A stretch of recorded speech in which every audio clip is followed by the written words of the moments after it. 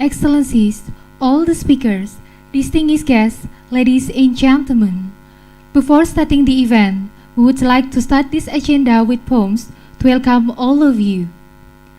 Air hujan masuk tempayam, musim hujan telah bersemi. Selamat datang hadirin sekalian, semoga berkenan di tempat kami. Sayur asem di pagi hari, enak dicampur dengan kacang. Para hadirin yang kami hormati, kami ucapkan selamat datang. Assalamualaikum warahmatullahi wabarakatuh. Alhamdulillahirabbil alamin, wabihi nasta'in ala umuri dunya waddin. Wassalatu wassalamu ala asrofil anbiya'i wal mursalin Sayyidina wa maulana Muhammadin wa ala alihi wa sahbihi ajmain. Amma ba'du. Kami ucapkan selamat pagi dan selamat datang kepada seluruh hadirin dalam acara ISCoGI kelima International Seminar and Conference on Global Issues University President Forum. Ladies and gentlemen, it's an honor for me to inform you that among us here we have the Excellency Vice President of the Republic of Indonesia, Profesor Dr. Kiai Haji Ma'ruf Amin. The Honorable, the Chairman of Wahid Hasyim Foundation, Profesor Dr. Kiai Haji Nur Ahmad MA. The Honorable Director of Wahid Hasyim University, Profesor Dr. Kiai Haji Mudakir Ali MA. The Honorable all Vice Rectors of Wahid Hasyim University. The Honorable, our beloved keynote speakers, Profesor Najma Akhtar from Jamia Millia Islamia University, India. Mr. Sukarno D. Tanggol, DPA, Mindanao State University, Philippines. Profesor Dir Shoroj Makhnorov Tashkent, University of Economic Uzbekistan. Profesor Dr. Ali Anis Malik Taha, University Islam Sultan Syarif Ali, Brunei, Darussalam. The Honorable, the Deans and Vice Deans of every faculty, Wahid Hasyim University. The Honorable, all heads of study programs and all lecturers of Wahid Hasyim University. And also, we welcome all distinguished guests, presenters, and participants of the 5th Annual International Seminar and Conference on Global Issue, University President Forum. Puji syukur marilah kita panjatkan kehadirat Allah Subhanahu wa Ta'ala, karena atas limpahan rahmat, taufik, dan hidayahnya kita dapat berkumpul dalam acara ISCoGI kelima International Seminar and Conference on Global Issues University President Forum. Salawat and salam always be given to our Prophet Muhammad Sallallahu Alaihi Wasallam as the last messenger of Allah Subhanahu wa Ta'ala. Because of him, we can get the truth, namely Islam, as the true religion in this world till hereafter. May Allah Subhanahu wa Ta'ala send his choicest salutation upon his family and companions together. Ladies and gentlemen, we will open the ceremony with reading of Holy Quran by Duratul Muqafa. To Duratul Muqafa, you may take the floor. Hadirin sekalian, acara akan dimulai dengan pembacaan ayat suci Al-Quran yang akan dilantunkan oleh Saudari Duratul Muqafa. Kepadanya disilakan.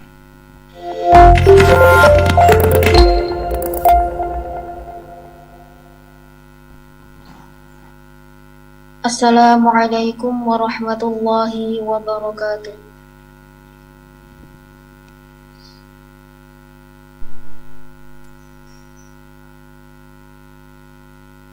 A'udzu billahi minasy syaithanir rajim.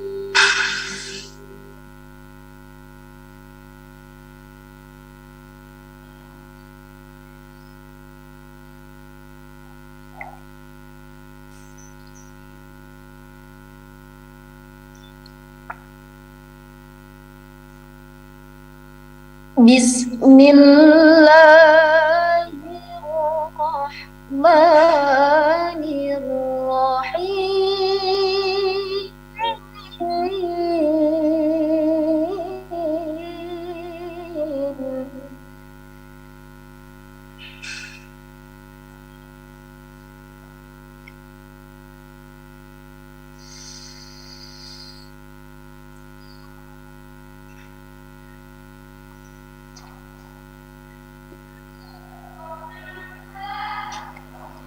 Innallaha ya'muru bil 'adli wal ihsani wa ita'i dzil qurba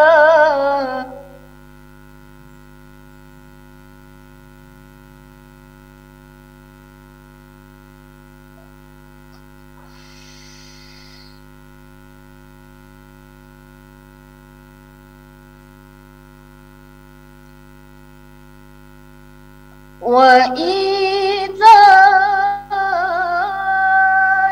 dzil qurba wa yanha 'anil fahsya'i wal munkari wal baghi.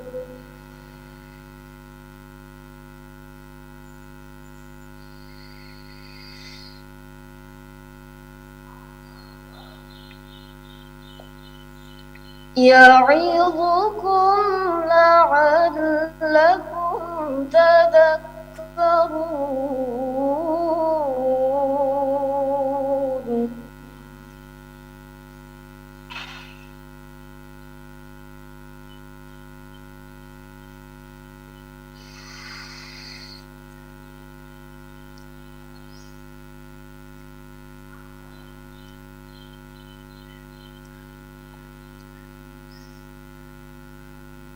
Wa awfu bi'ahdillahi idza 'ahadtum wa la tanqudul ayman.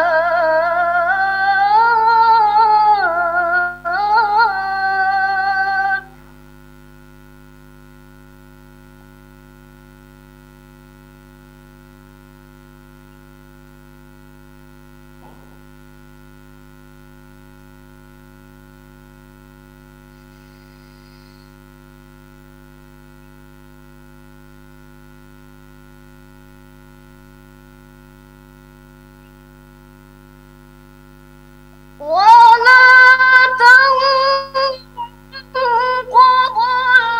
aymana ba'da tawkidiha wa qad ja'altumullaha 'alaykum kafila.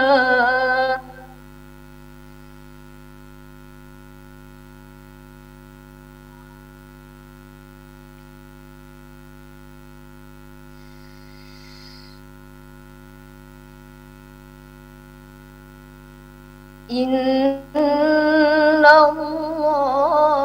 ya'lamu ma taf'alun.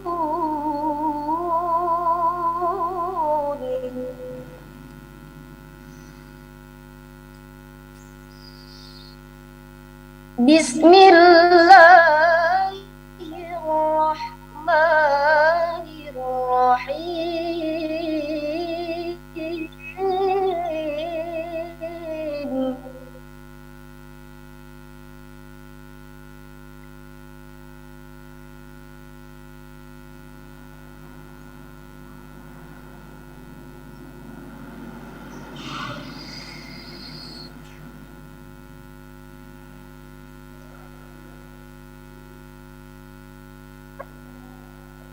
Yudabbirul amra minas samai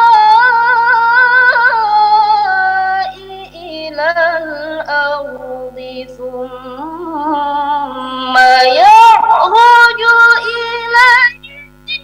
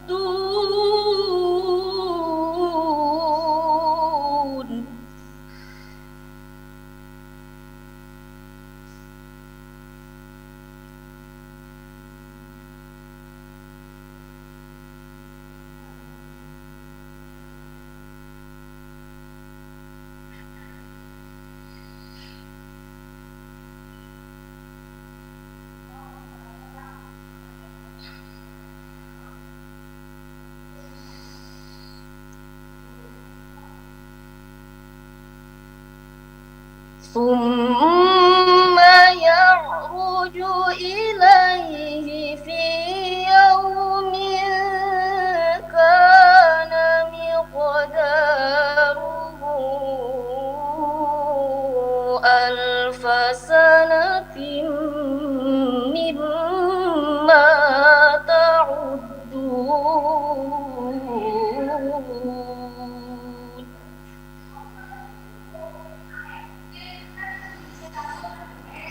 صدق الله العظيم.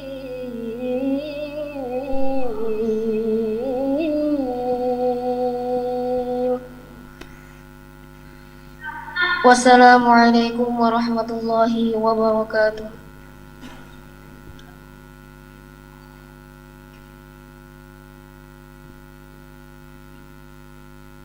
Thank you very much. Singing of Indonesia Raya song, we would like to invite you to rise and sing together the national anthem. So, to all distinguished guests, please arise. Hadirin dimohon berdiri, menyanyikan bersama lagu kebangsaan Indonesia Raya.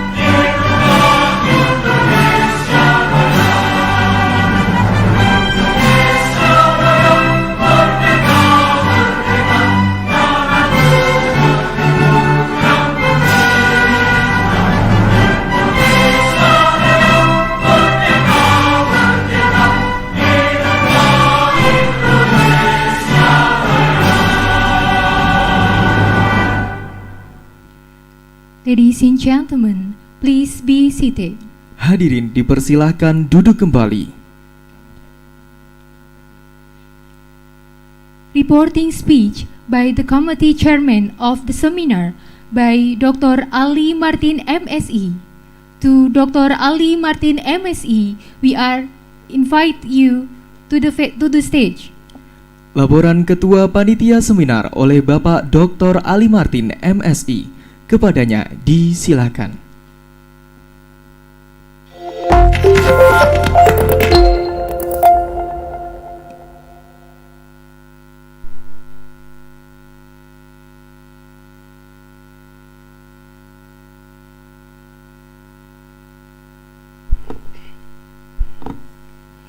Assalamualaikum warahmatullahi wabarakatuh. Alhamdulillahirabbil alamin wa bihi nasta'inu ala umuri dini waddin. Wassalatu wassalamu asrofil anbiya'i wal mursalin Sayyidina Maulana Muhammadin wa ala alihi washabihi ajmain, amma ba'd. His Excellency Vice President of the Republic of Indonesia, Professor Dr. Kiai Ma'ruf Amin MA, and the Honorable Chairman Basnas Republic of Indonesia, Professor Dr. Nur Ahmad MA, also Chairman of Wahid Foundation, the Honorable of Director Wahid University, Professor Dr. Modakir Ali MA, the Honorable Professor Najma Akhtar, Rector Jamia Millia Islamia University India, and Honorable Professor Soekarno Tanggol, Rector of Mindanao State University, Philippines, and the Honorable Prof. Dirsojan Rachmanov, Vice Rector for International Cooperation of Tashkent State University of Economics, Uzbekistan.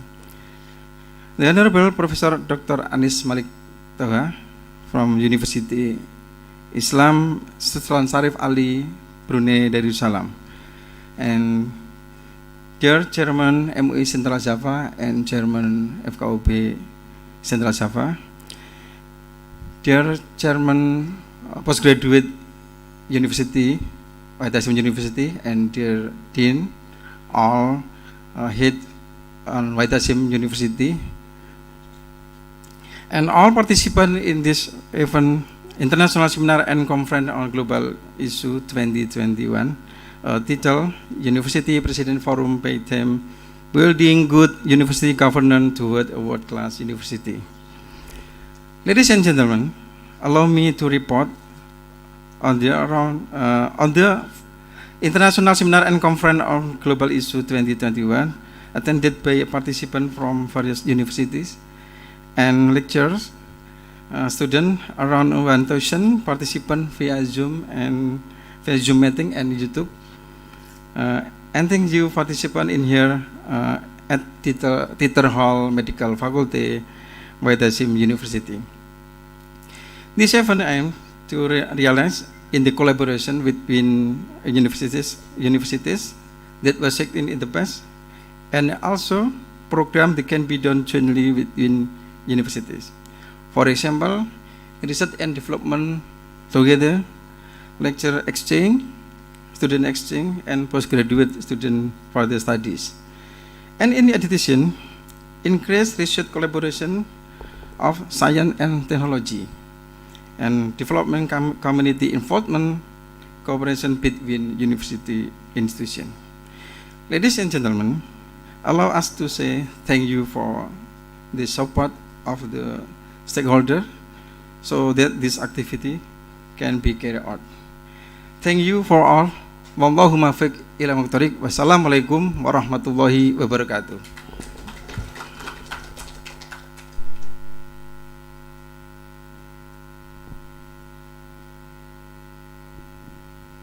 Thank you very much. It's time for us to listen the welcome speech and opening remarks by the Chairman of Wahid Hasyim Foundation, Profesor Dr. Kiai Haji Nur Ahmad MA. To Profesor Dr. Kiai Haji Nur Ahmad MA, time is yours. Welcome speech oleh Ketua Yayasan Wahid Hasyim Semarang, Bapak Profesor Dr. Kiai Haji Nur Ahmad MA, sekaligus dimohon untuk dapat berkenan membuka acara.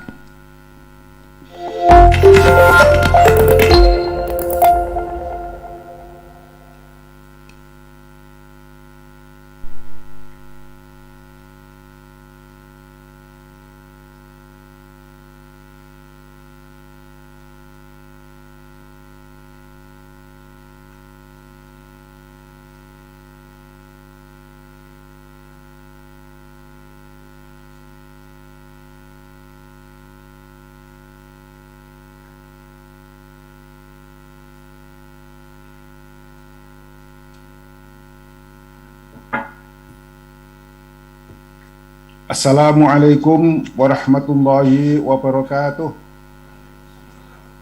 A'udzu billahi minasyaitonir rajim. Bismillahirrahmanirrahim. Alhamdulillahi rabbil alamin, wassalatu wassalamu ala asyrafil anbiya wal mursalin, sayyidina wa maulana wa habibina wa syafi'ina wa qurrati a'yunina Muhammad wa ala alihi wa ashabi ajma'in, la hawla wa la quwwata illa billahil aliyil azim. Amma ba'd. His Excellency Vice President of the Republic of Indonesia, Profesor Dr. Kiai Haji Ma'ruf Amin, Honorable Vice Chancellor Rector of Jamia Millia Islamia University, Profesor Najma Akhtar, Honorable Chancellor or Rector Mindanao State University, Iligan Institute of Technology Philippines, Mr. Dr. Soekarno D. Tanggol DPA from Java, inshallah.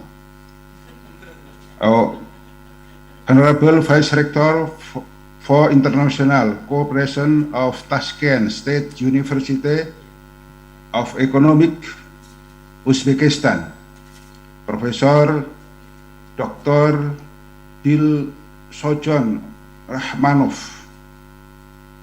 Honorable Professor Dr. Anis Malik Toha, a professor at University Islam Sultan Sharif Ali, Brunei, Darussalam, my close friend Akhil Karim from Semarang, from Pati, Honorable Rector of Universitas Wahid Hasyim, Akhil Karim, Profesor Dr.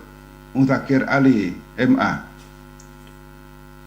Honorable all distinguished and invited rector, especially from higher education of Nahdlatul Ulama, TNU, deans, faculty members, students, ladies and gentlemen. First of all, I would like to express my gratitude to Allah Subhanahu wa Ta'ala for His blessing and mercy. Second, may salawat and salam always be given to Prophet Muhammad Sallallahu Alaihi Wasallam, who has brought Islam to us for the happiness in this world and hereafter. Ladies and gentlemen, in this wonderful moment, I would specifically like to thank to His Excellency, the Vice President of the Republic of Indonesia, Professor Dr. Kiai Haji Ma'ruf Amin, who is willing to be a keynote speech at the University President Forum of Faith International Seminar and Conference on Global Issues, or ISCoGI, entitled Building Good University Governance Towards a World-Class University. On behalf Universitas Wahid Hasyim, of course, I would like to express my sincere gratitude and appreciation to all president of university for attending this conference. Professor Dr. Najma Akhtar from Jamiah Mila Islamia University India, Professor Dr. Soekarno D. Tanggol DPA from IIT Philippines, Professor Dr. Disoljon Rahmanov from ISU Uzbekistan, and Professor Dr. Anis Malik Taha from Brunei, Sultan Sharif Ali, Brunei. It is my great pleasure to welcome you to this University President Forum 2021.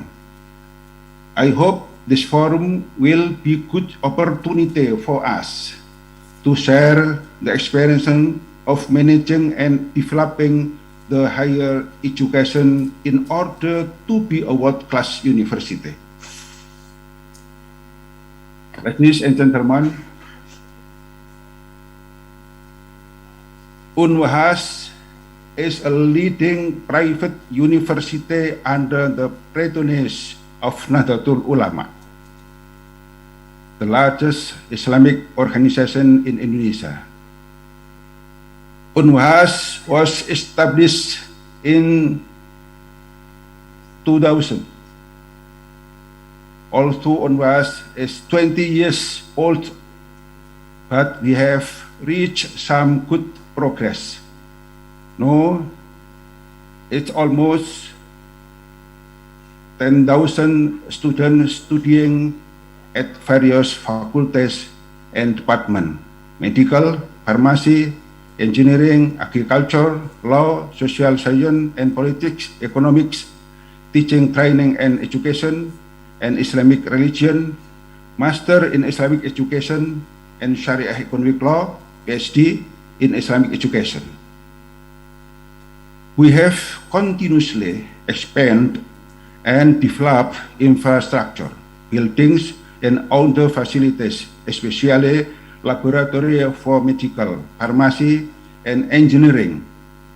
We are committed to achieving excellence in teaching, learning, research, and community engagement. These are our important assets to reach a world-class university. Finally, I hope this University President Forum will continue in the next years and will be an important forum for chancellor or vice chancellor or rector to discuss and share the global issues on education. For example, global issues in digital management or campus-based digital, especially the issues related for global issues, humanity issues. For example, climate change, pandemic handling, anti-terrorism and radicalism, and so on. I believe that we all will reach our dream to be a world-class university in the future. Thank you for your attention. Let's be open the ceremony with recitation basmalah. Bismillahirrahmanirrahim. Wassalamualaikum warahmatullahi wabarakatuh.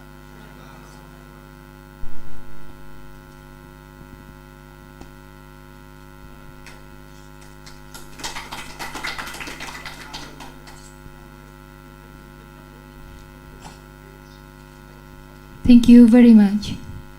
Dua recitation by Dr. Kiai Haji Muhammad Syaifuddin. To Dr. Kiai Haji Muhammad Syaifuddin, we invite you to the stage. Acara akan dilanjutkan dengan doa yang akan dipimpin oleh Bapak Dr. Kiai Haji Muhammad Syaifuddin. Kepadanya disilahkan.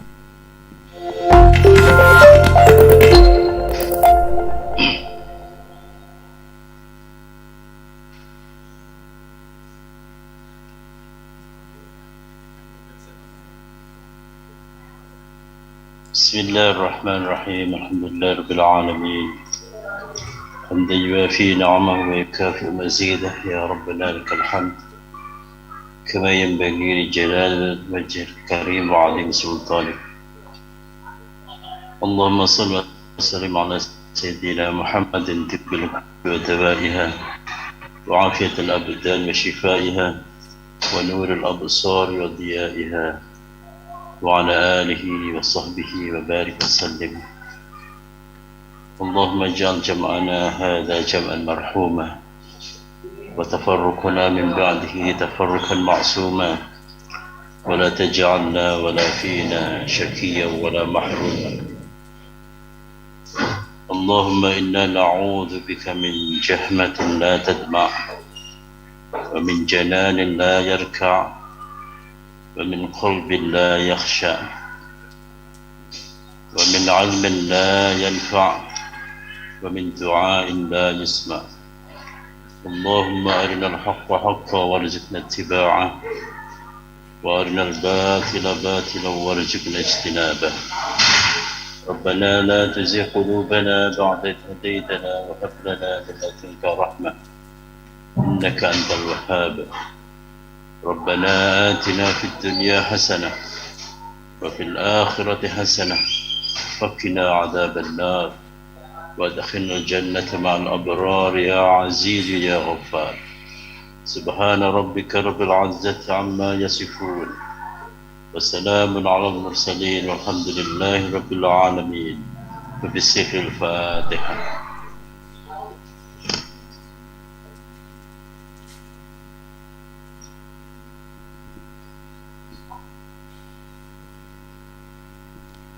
Thank you very much. Ladies and gentlemen, we know that you are getting exhausted, so let's enjoy together the performance of Indonesian traditional dance by the student of Wahid Hasyim University. To all the performers, you may take the floor. Hadirin yang kami hormati, marilah kita saksikan bersama penampilan tari tradisional Indonesia oleh mahasiswa Universitas Wahid Hasyim. Selamat menyaksikan.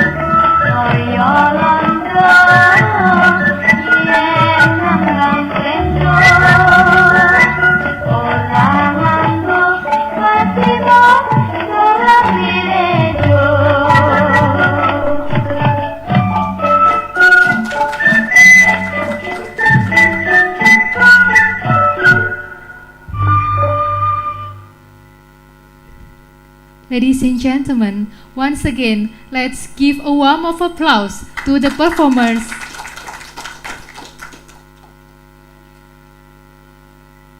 Thank you very much. Keynote speech by the Vice President of the Republic of Indonesia, Profesor Dr. Kiai Haji Ma'ruf Amin. To Profesor Dr. Kiai Haji Ma'ruf Amin, time is yours. Hadirin yang kami hormati, marilah kita dengarkan dengan seksama keynote speech yang akan disampaikan oleh Wakil Presiden Republik Indonesia, Bapak Profesor Dr. Kiai Haji Ma'ruf Amin. Kepadanya disilakan.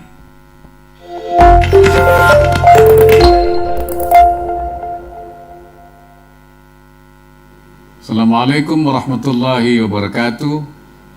Salam sejahtera bagi kita semua. Bismillahirrahmanirrahim.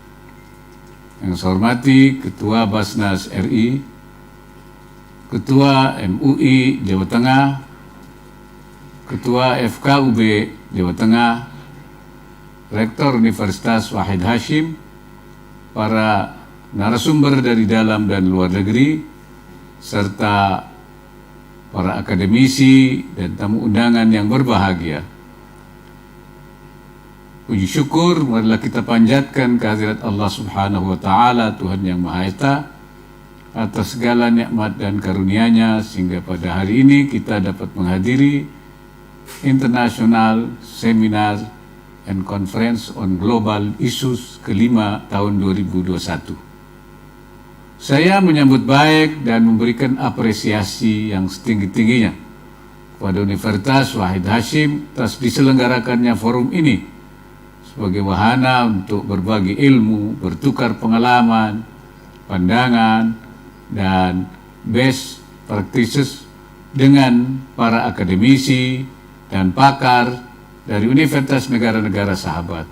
Hadirin sekalian, izinkan saya mengajak kita sekalian mengamati dua fenomena perubahan wajah dunia pendidikan dewasa ini.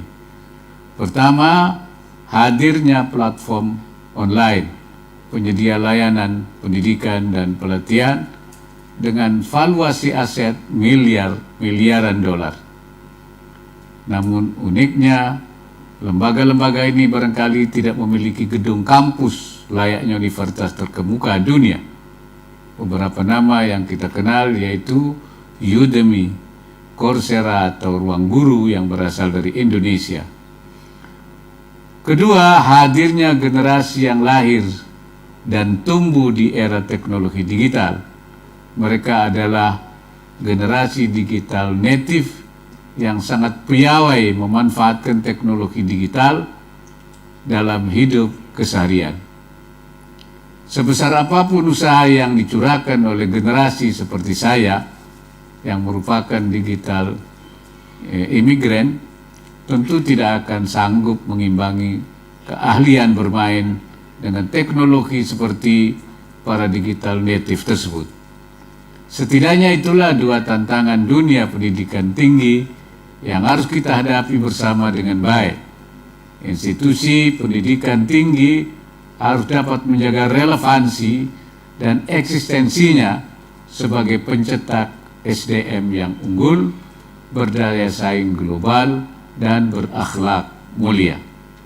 Hadirin yang saya hormati, demi menjawab tantangan perubahan yang ada, institusi pendidikan tinggi harus terus melakukan transformasi dan memperkuat kolaborasi, termasuk dengan dunia usaha dan dunia industri, DUDI, pemerintah, lembaga non-pemerintah, organisasi profesi, masyarakat, dan media. Transformasi dan kolaborasi diperlukan pula untuk menjadikan pendidikan tinggi berkelas dunia. Setidaknya kedua upaya tersebut dapat diterapkan dalam beberapa kerangka berikut ini. Pertama, permajaan tata kelola dan manajemen sistem pendidikan maupun riset dan pengembangan dengan mengedepankan good university governance, nilai-nilai seperti transparansi, akuntabilitas, responsibilitas, independensi, keadilan, penjaminan mutu, dan relevansi. Selain itu, pendidikan tinggi sebagai motor inovasi dapat mengisi kolaborasi dalam bentuk joint research. Hal ini penting agar pembiayaan semakin efisien, serta pengembangan ilmu, pengetahuan, dan teknologi selaras dengan kebutuhan industri dan masyarakat. Kedua, peninjauan metodologi penelitian agar adaptif dengan kemajuan teknologi informasi. Sebagai contoh, banyak lembaga riset telah memanfaatkan kecerdasan buatan dan big data dalam survei massal. Hasil analisis dan rekomendasi kebijakannya mendekati real time sehingga sulit ditandingi oleh metode survei manual. Ketiga, peningkatan kerjasama internasional antar universitas pada tataran individu seperti program pertukaran antar dosen maupun antar mahasiswa. Harapannya dapat meningkatkan kualitas penelitian dosen, kualitas alumni, model pengajaran dan pembelajaran, hingga program pengabdian masyarakat. Yang keempatnya, pendidikan tinggi sebagai pusat budaya dan penggerak perubahan sosial menuju masyarakat yang demokratis, berpandangan maju sekaligus beriman dan berakhlak mulia. Inilah peran penting pendidikan tinggi yang tidak boleh terlupakan agar penguasaan teknologi maju tetap diimbangi dengan aspek kemanusiaan dan keimanan. Hadirin yang saya hormati, akhir kata, semoga forum ini mampu menghasilkan arah kebijakan tata kelola perguruan tinggi yang dilandasi good university governance untuk menuju world class university. Selamat mengikuti konferensi. Semoga Allah Subhanahu wa taala senantiasa memberikan hidayahnya dan meridai setiap ikhtiar yang dan kerjasama yang kita lakukan. Wallahul muwaffiq ila aqwamit thariq. Wassalamualaikum warahmatullahi wabarakatuh.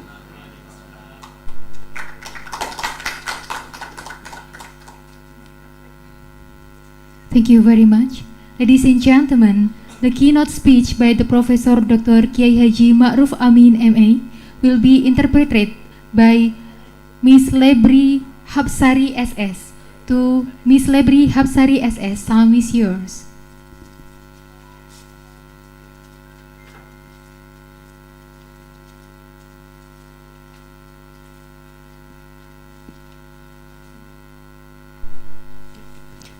Assalamualaikum warahmatullahi wabarakatuh.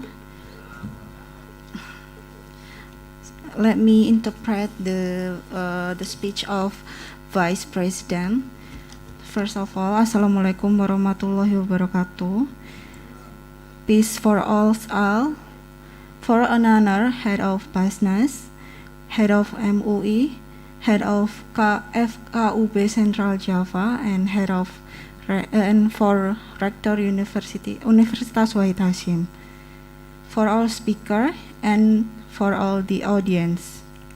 Thanks to Allah Subhanahu wa Ta'ala for all the blessed today, so we can attend an international seminar and conference for a global issue 2021.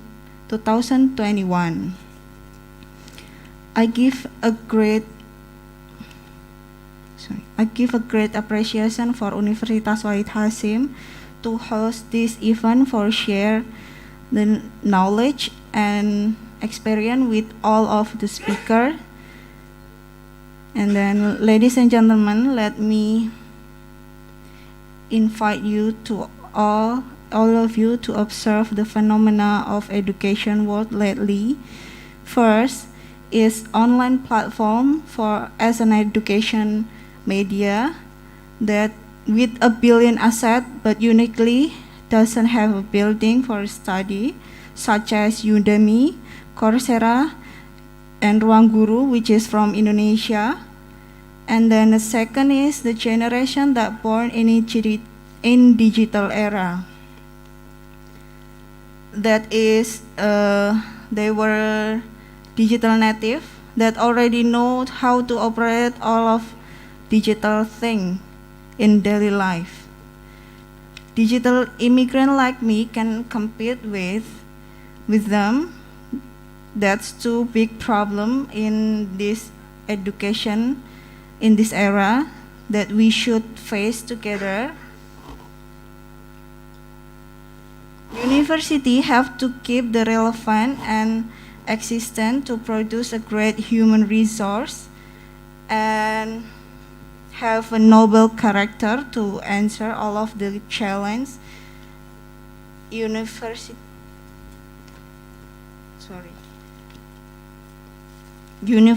to have to transform and collaborate with all of business and the industry and the government and the public and the media.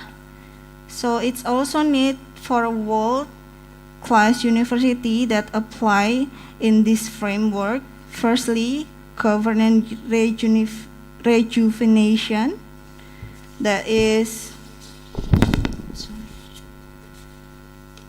development to promote transparency, responsibility, independence, justice, and relevance. And university could do collaboration with joint research.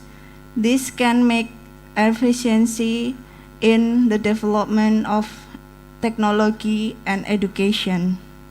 Second is reviewing of research methodology, which is now it's already big data and that make closer to the student.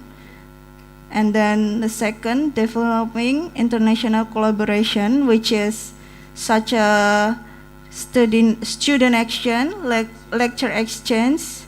And the fourth is high technology developing. And that's all of all the speech. So ladies and gentlemen, that's for all the speech of Vice President. Thank you. Wassalamualaikum warahmatullahi wabarakatuh.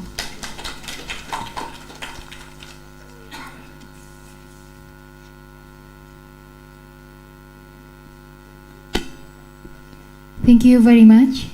Next agenda is the International Seminar and Conference on Global Issue with the theme of Building Good University Governance Towards a World University that will be moderated by Dr. Nanang Nurkholis MA. To Dr. Nanang Nurkholis MA, time is officially yours. Acara selanjutnya adalah acara International Seminar and Conference on Global Issues yang akan sepenuhnya dipandu langsung oleh moderator kita, Bapak Dr. Nanang Nurkholis MA. Kepadanya disilakan.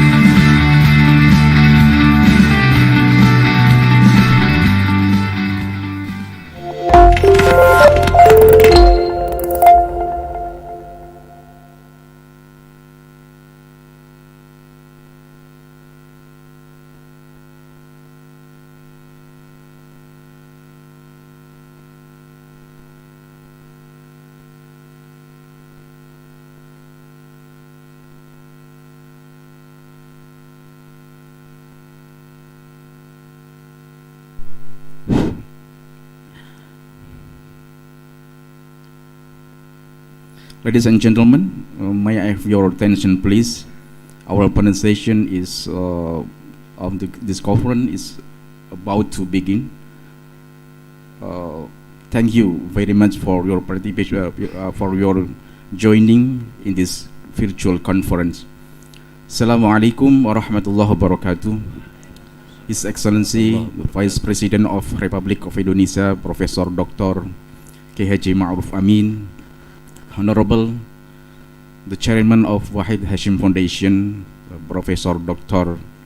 Haji Nur Ahmad MA, Honorable Director of Universitas Wahid Hasyim Semarang, Professor Dr. Mudzakkir Ali, respectable all Vice Rectors, Dean, lecturers, students, and all participants of this virtual conference. Ladies and gentlemen, I'm Dr. Nanang Nurholis, the moderator of the panel session of this conference. I'm very pleased to see you here and welcome all of you for joining this virtual conference. This virtual conference today is about building good university governance to a world-class university. And this is totally different with the ISCoGI that held the previous years before. In this year, the conference is designed as the forum for University President Forum, President University Forum. As we know, the development of world-class university has been a dream for all universities throughout the world, in Europe, in US, in Australia, and in Asia. I believe in India, in Philippines, in Uzbekistan, in Indonesia, and Brunei, Darussalam, all universities have the same dream to be world-class university. But the question is how the road to reach the world class WCU will be, you can say, will be a very long journey on short journey. Absolutely depend on the university and its member, the effort, what we plan, what we do, what we act. And ladies and gentlemen, without further delay, we have 4-5 university president coming from Uzbekistan, India, Brunei Darussalam, and Philippines, and also Semarang. Our speakers today, the first, Professor Dr. Mudzakkir Ali, Director of Universitas Wahid Hasyim Semarang. And second, Professor Dr. Najma Akhtar. She is the Vice Chancellor or President of Jamia Millia University, India. The next, Dr. Sukarno D. Tanggul, DPA, the Chancellor, President of Mindanao State University, Iligan Institute of Technology. And Professor Dr. Dilsojon Rahmanov, Vice Rector for International Cooperation, Tashkent State University of Economic, Uzbekistan. And the last, Professor Dr. Anis Malik Toha, Professor University Islam Sultan Sharif Ali, Brunei Darussalam. Before the presentation begin, let me inform you how the presentation will be going on. First, the presentation of the material. The second, the question and answer session. And the last, conclusion. Ladies and gentlemen, we would like to welcome the first speaker, Professor Dr.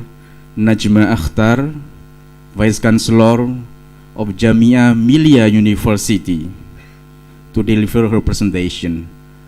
Prof. Najma Akhtar, time is yours.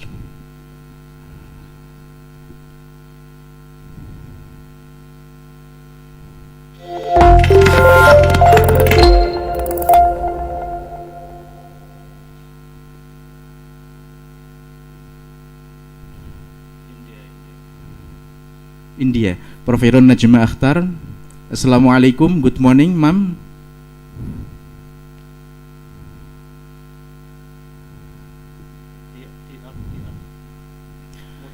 Assalamualaikum. Good morning, Prof. Prof. Najma Akhtar. Update. Good morning. Yeah, ma'am. How are you? Kaise ho? Now this mic is on, but the screen sharing is off from your side. Yeah, correct. Nice. So can I get the screen sharing? Yeah, okay. But it is not working because of. Yeah, waiting, ma'am. Wait a moment.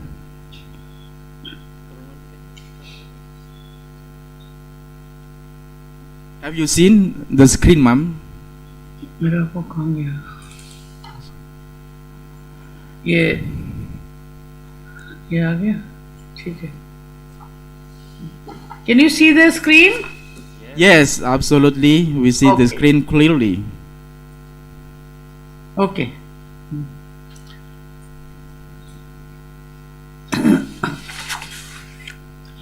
Assalamu alaikum wa rahmatullahi wa barakatuhu. Waalaikumsalam Assalamualaikum warahmatullahi wabarakatuh.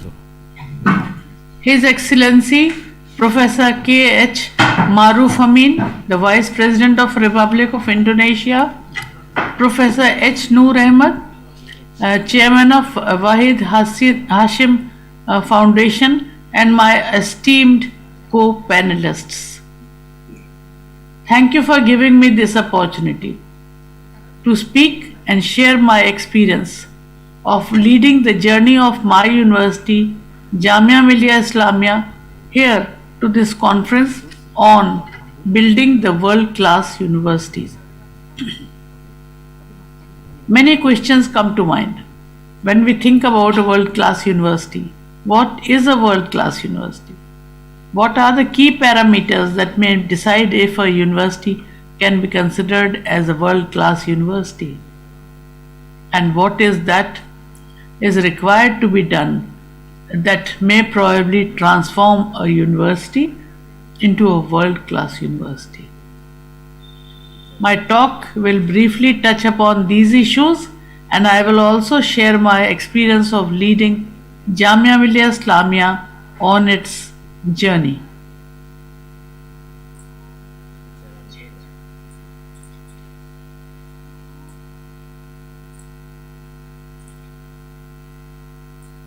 Let me introduce you to Jamia Millia Islamia because that's an example which I am going to give. It was founded in 1920, so it's an old university during the Indian national movement to have an alternative indigenous educational system, fulfilling the needs and aspirations of Indian masses, especially the weaker sections and the minorities. JMI, well, let me call Jamia Millia Islamia as JMI. JMI has become a central public university in 1988 by an act of parliament. So you can see in its history, it is changing its shape and name. Today it is a comprehensive university with focus on research and offers education from preschool level to advanced level PhD research in diverse academic disciplines.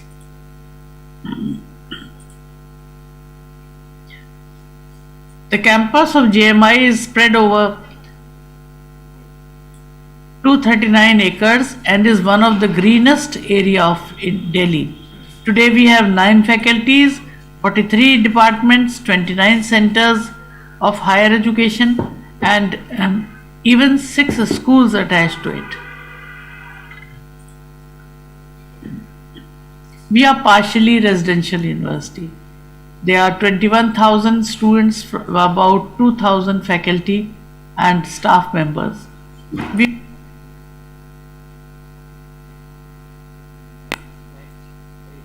Can you put on the next slide for me? Is that true? No?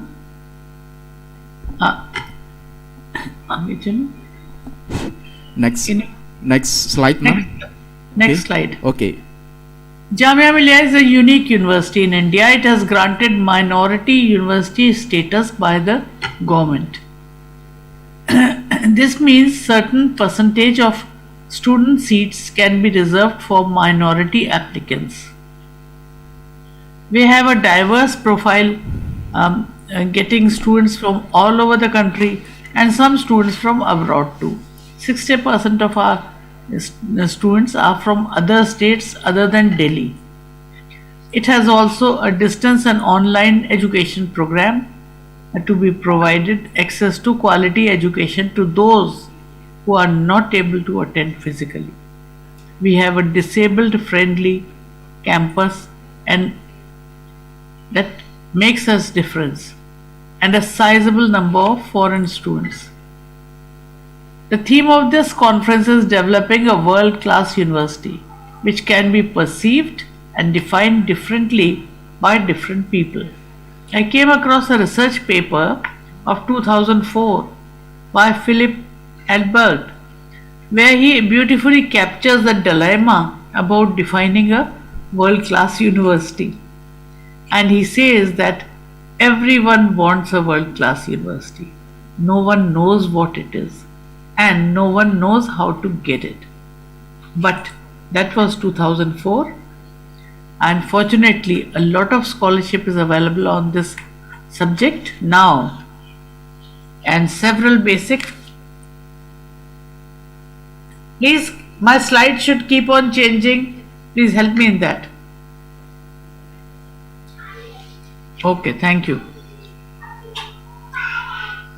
And some are listed here in the slide. These are the things that a world-class university can be defined about. Next. Can be defined. How to define a world-class university? How to define it? That's the important thing.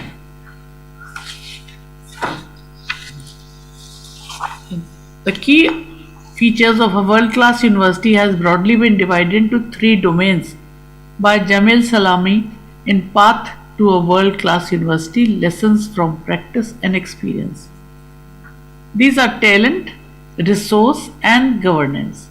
And the first one, talent, implies quality in respect of students, faculty and others who work for the university. Second is resource, means abundance of financial resources for creating best infrastructure and retaining the best talent. And the third is governance, that includes an enabling policies, autonomy, academic freedom to explore scholarship and of course a leadership with futuristic vision. My slide may be changed, please. We now see what are pathways to get to a world-class university. There are 3 basic approaches. First one is clean slate approach. That is to go and set up a new world university on a clean slate. The second may be picking winners, where those universities who are already performing well and have potential to excel, they may be considered for upgradation in a world-class university. And the third possibility is the hybrid approach, where some existing standalone institution excelling in certain domains may be merged together to create a world-class university. These options are only way forward, but the basic approach to meet the challenge of a world-class university. Jamia Millia has been working and trying to be a winner by excelling so that a little more hand-holding from government can set us on a speedy path to become a world-class university. We are aspiring for it. Over the years, we have focused improving areas relating to 3 domains leading to a world-class university. We also focus on participation in national and international ranking to get assessed by the outside world. The ranking capture most key parameters that go into determining a world-class university, so I would recommend that international ranking should also always be tried out. We believe our performance in ranking has helped us to achieve our goals. The next slide, please.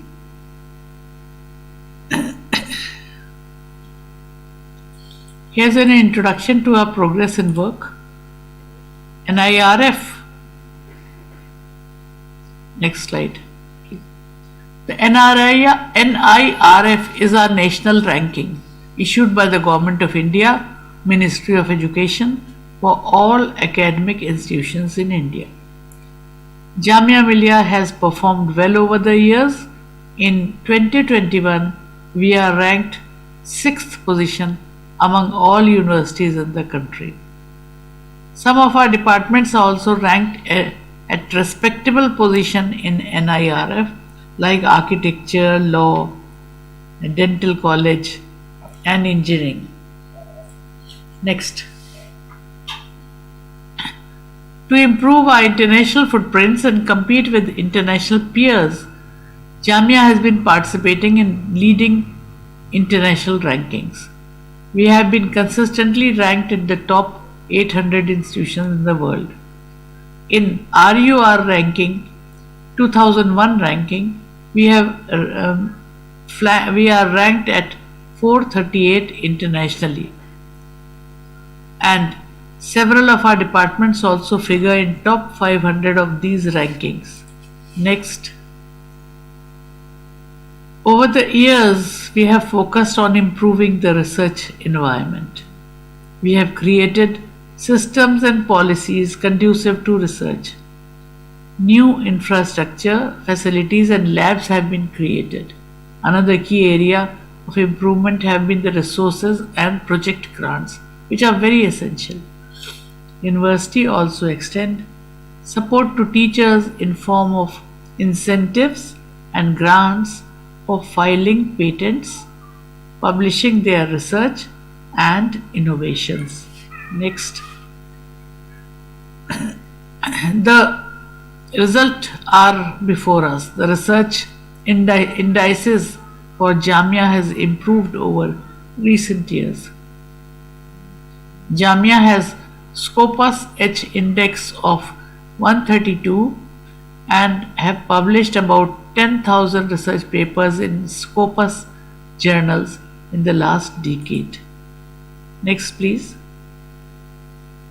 Our research work, I must point out, is in diverse areas for contemporary concern and disciplines ranging from STEM domain to energy, medicine, arts and humanities. Next, the researchers of our university have won prestigious research award of the President of India twice, the most prestigious award. 16 Jamia researchers featured in Stanford University's coveted global list of the top 2% scientists. And 8 of our students have secured Prime Minister's Research Fellowship, and it's noteworthy that 7 out of these 8 students are girls. Next.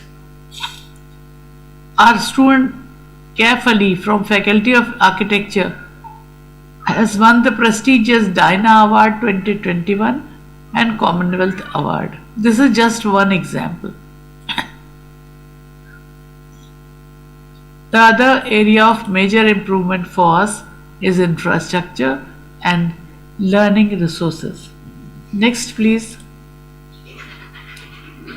The next one. The next after this. Please move the slide up. This is already over. Up.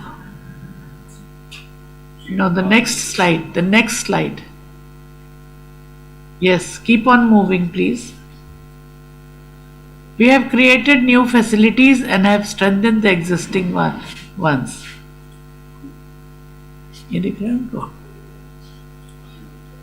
New hostels have been constructed. We are partially residential university and still have a lot of scope. Please next for improving hostels. Next slide please. Yes, we want to make the university a place where students could fulfill not only their on their academic aspirations, but also engage in overall development activities which lead to their own and national development. Next slide please. The university has one of the best libraries with access to online resources required for academic and research. There are special features, special facilities for physically handicapped students, including the blind students. We also bring next slide please. Keep on the next slide. You are muted. Okay. Building international collaboration has been my priority. We have signed bilateral MOUs with several universities and countries for our mutual benefit. They benefit, we benefit. Next slide please. Teaching, learning, faculty and students. So next slide, this one.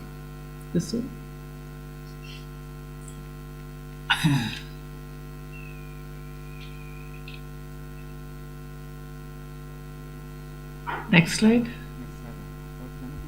Yes. The university conducts 61 programs in 15 languages. I am happy to hear that there also includes Italian, Turkish, Chinese and other foreign languages. We conduct certificate level to PhD level programs in 6 languages. Students choose foreign languages courses during their studies. We believe that by having a diverse programs in many foreign languages, we make our contribution towards building international relations and towards creating global citizens. Next slide please. Another important area for the world-class university is to have talented students. For this, we conduct national level entrance test for admission. In some courses, students are admitted on the basis of their scores in national tests conducted by the government. That's a single test across the country. An average demand ratio for the course of our university over recent years is about 50 students desiring for one seat. Next. We also have a small number of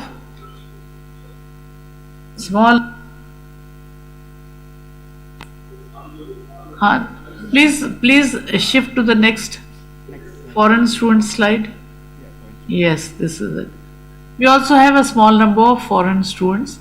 To make their stay comfortable, we have international hostels with requisite facilities and foreign students advisor to take care of their specific problems.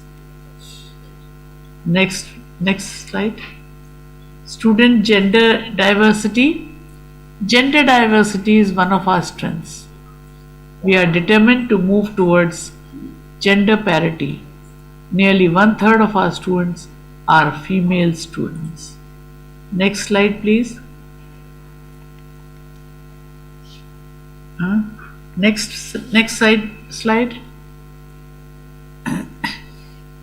Faculty profile and quality.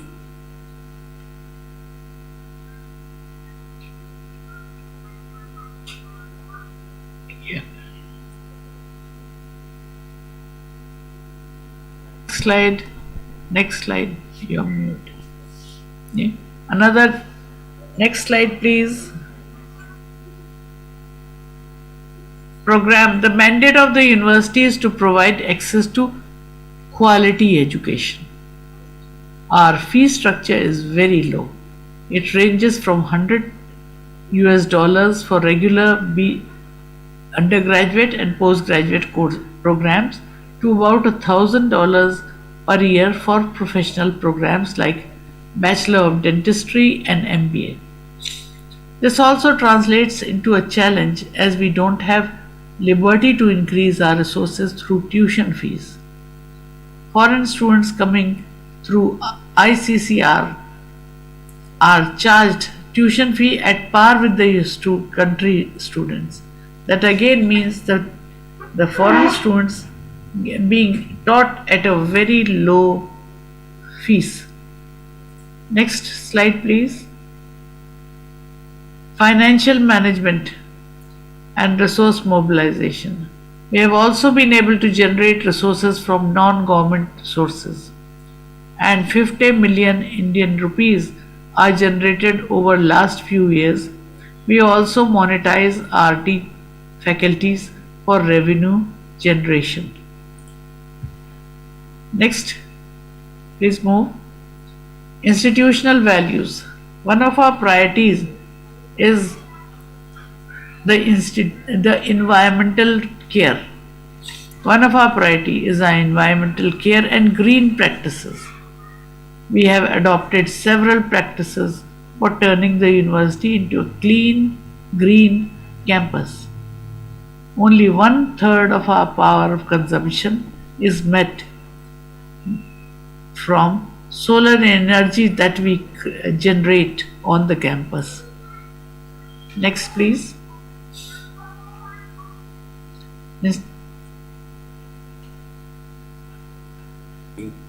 Next, please. Adoption and contribution of e-education initiatives of Government of India. We have been on the forefront of Government of India mission to improve e-education. We have created MOOC courses on the national MOOC platform of Ministry of Education and have produced over 3,000 video lectures. We also run an educational TV channel over the Ministry of Education DTH satellite broadcasting platform.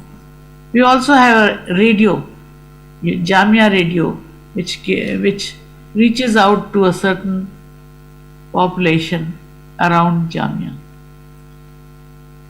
Okay, next. Adoption and contribution of next one. Adoption and contribution of e-governance, e-education. One of the strongest contribution of Jamia Millia Islamia to the society. We run 6 pre-primary schools to 12 standard schools, pre-primary to 12th class for children of our staff and neighboring community. So we have to keep on looking after the needs of the neighborhood also.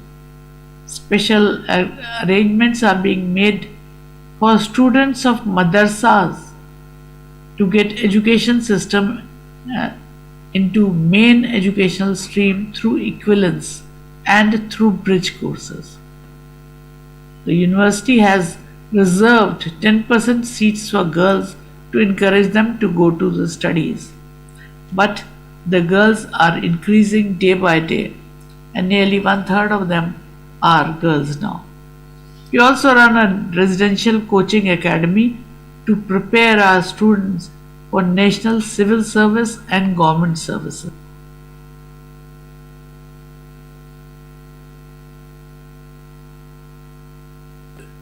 Please keep on moving till we get the national education policy slide. Please keep on moving. Move the slide. Keep on moving. Keep on moving, please. Please keep on moving. The earlier slide, please. Earlier. One slide down. No, please go down. Yes, go down. Go up. Okay, go up. Okay. Please go up. The slide before this is needed. The slide before this is needed, please. One before this, which says readiness for new education policy. One more, which says readiness for new education policy. Okay. The government has announced a new education policy, NEP 2020, as many of us are aware, including nationally and internationally, which will transform the future of education in India and connect us better to the world. We are geared to implement its various provisions such as Academic Bank of Credit, National Academic Depository, etc., and also initiated measures to redefine our processes and practices. Next slide, please.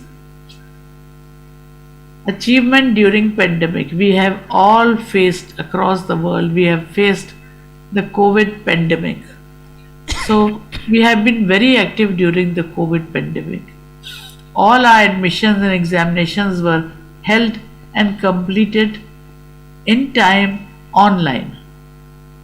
We have trained our teachers on techniques and tools used for online teaching. Campus vaccination drives and counseling sessions were organized for teachers and students for their well-being. Our university did not stop. It continued its operations throughout the COVID period. Only our mode changed to online. Next slide, please. These are some various activities on the campus during pandemic and some of the initiatives taken during this unexpected coming of the COVID-19 pandemic. Thank you. Next slide.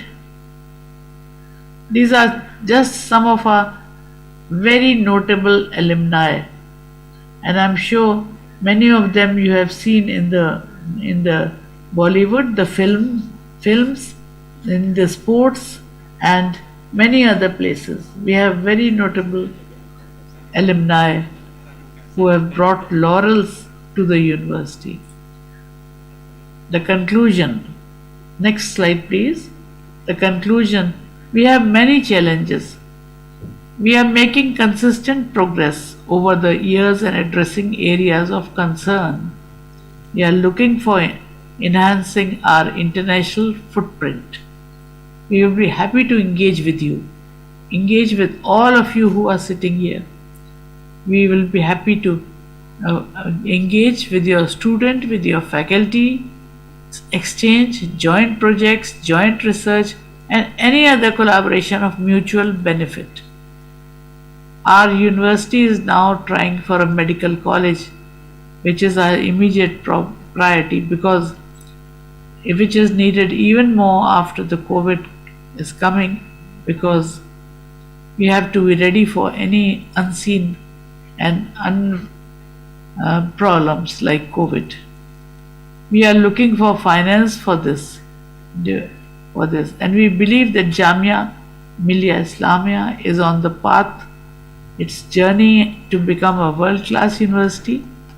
I extend invitation to you all to be part of this journey. Thank you. This is just, you can see here that the roofs are full of solar panels.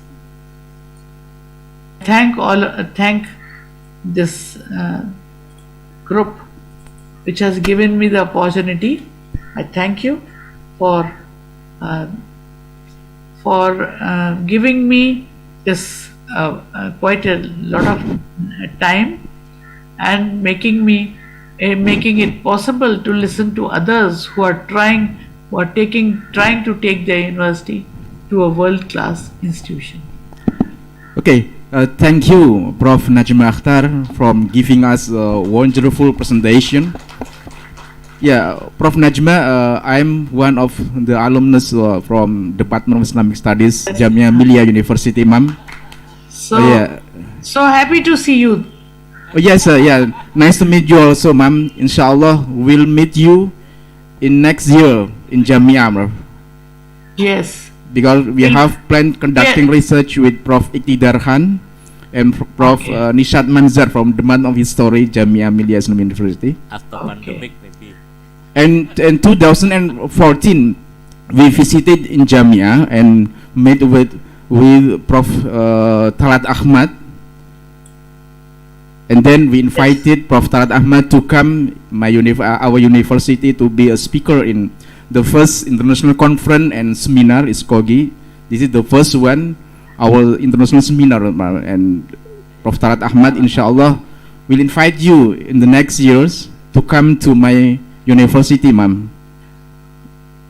You're also welcome to my university. It's your university, in fact. And I must say that in being a 100-year-old institution, I'm the first woman vice chancellor of Jamia Millia. Okay, thank you, ma'am. Thank you, ma'am. Okay, ladies and gentlemen, I would like to welcome the next speaker, Professor Dr. Mudakir Ali, Rector of Universitas Wahid Hasyim Semarang. Time is yours. Bismillahirrahmanirrahim. Assalamualaikum warahmatullahi wabarakatuh. Alhamdulillahi rabbil alamin. Allahumma salli wa sallim ala sayyidina Muhammadin wa ala alihi salata alis samawati wal ardi alaihi wa jizya rabbi lutfakal khafiyah fi amrina birahmatika arhamar rahimin ma ba'du. Hadratal muhtaramin, para alim, para kiai al-mukarram, sahibil fadilah, excellency Profesor Dr. Haji Ma'ruf Amin, the Vice President in Indonesia, Excellency Prof. Dr. Najma Akhtar, Vice Chancellor Jamiah Islamiyah University India, Excellency Chancellor of Mindanao State University Iligan Institute of Technology, Philippines, Dr. Soekarno Ditanggu, Excellency Professor Disojon Rahmanov, Vice Rector for International Cooperation of Tashkent State University of Economic, Uzbekistan, and then Excellency Prof. Dr. Anis Malik Toha from University Islam Sultan Syarif Ali, Brunei, Darussalam, and then Excellency Professor Dr. Nur Ahmad, Chairman of Wahid Hasyim Foundation, Semarang, FKUB, and then MUI Serental Java.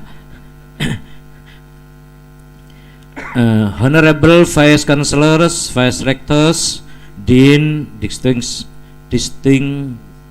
guests, ladies and gentlemen. First of all, I would like to the best thank for all. I hope everyone is healthy in the midst of the COVID-19 pandemic. Thank you to everyone who is willing to attend our invitation to this event, University President Forum. We hope this forum will give some advantages and some benefits for our universities to become world-class university. May God grant it. Amin ya rabbal alamin.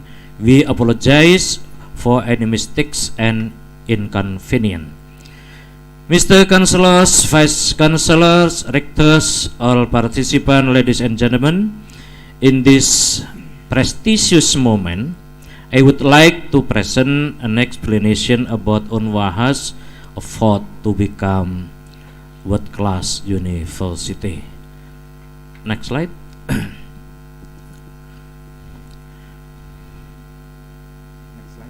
Light, next.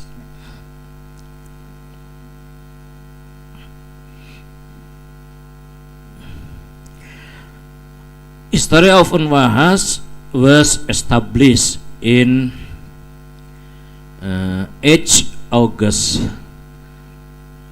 2000. Unwahas is a leading Islamic private university under the patronage of Nahdlatul Ulama, located in Semarang City, the capital city of Central Java Province. Semarang is one of the largest cities in Indonesia known as the city of education, industry, and culture. Next. Wahid Hasyim is one of 9 founding fathers of Indonesia, together with Soekarno, the first president of Indonesia, and others.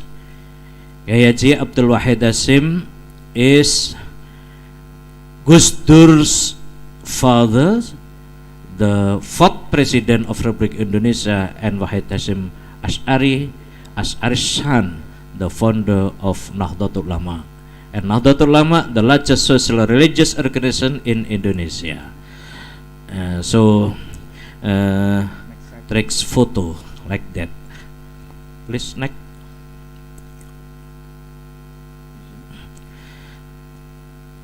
Vision of Unwahas to become an excellent university in transforming science, technology, sport, and arts based on the Islamic values of Ahlussunnah wal Jamaah in 2025. Insyaallah. Next slide. Values of Aswaja Ahlussunnah wal Jamaah values: tawasud, moderate, tasamuh, toleran, i'tidal, justice, and tawazun. We believe that these values are very important for building the world civilization, which is full of peace and harmony in general, and in particular for creating better creation of khairu ummah min mabadi khairu ummah, who has a good character and excellent intellectual capacity. Next. We have 9 faculty and 1 postgraduate program. Now, medical faculty, pharmacy faculty, engineering faculty, agriculture faculty, economic faculty, law faculty, social political science faculty, faculty and training and education, faculty of Islamic religion, and postgraduate program. We have 21 study program like that.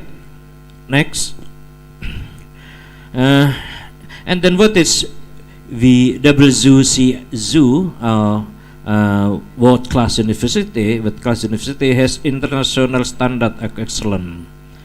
And then campus, world class university campus that has good ranking in international competition, or a campus that is included in the global arena and is recognized by international institution. And then the result of study by Levin, Jong, and Yu, there is no definite definition of world class university, but later describes world class university very much. There are different marks, and then different big marks. Next. For example, this lectures, learning environment, 30% research and reputation,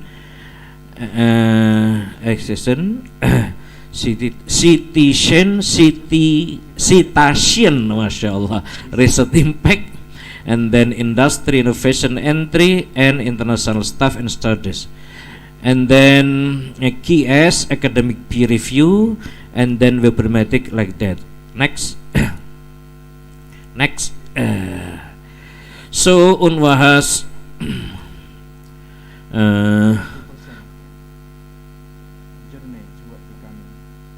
journey to become atau toward becoming a world class university like that.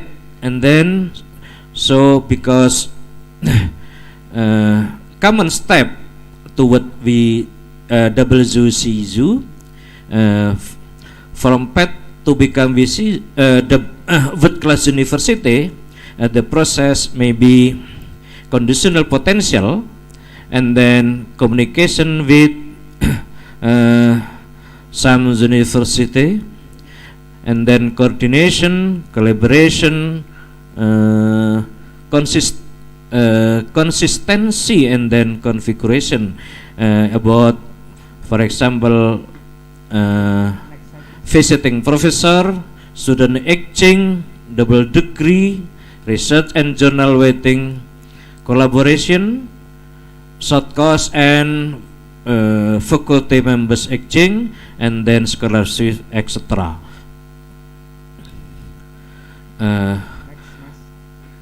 The journey toward become WCSU, for example, first MOZU and MOA, international cooperation, 43 universities, ambassadors, companies, PCINO, professional organization, etc. And then national collaboration, local government, PTNU, PTN, PTS, and etc. And then collaborative research like that in Tunis, in Egypt, Japan, and then India, and the other Brunei, Darussalam, Afghanistan, Uzbekistan, Philippines, Malaysia, Italy, Singapore,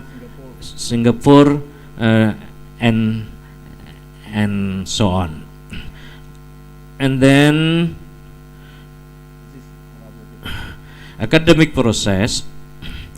Academic process is well organized, supported by laboratories and student center at each study program, supported by student boarding school, clinics, pharmacies, hospital, FM radio, mini market, hotspot areas, scholarship, etc.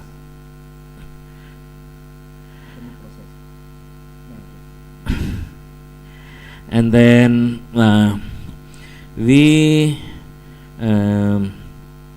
collaboration with, for example, ambassador of India, ambassador of China, ambassador of Canada, ambassador of Beijing, and the other. And then international seminar, for example, with ambassador of Saudi,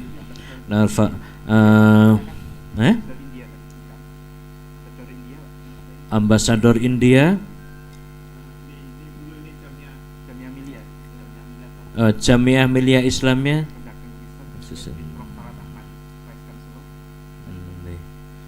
Collaborators Research.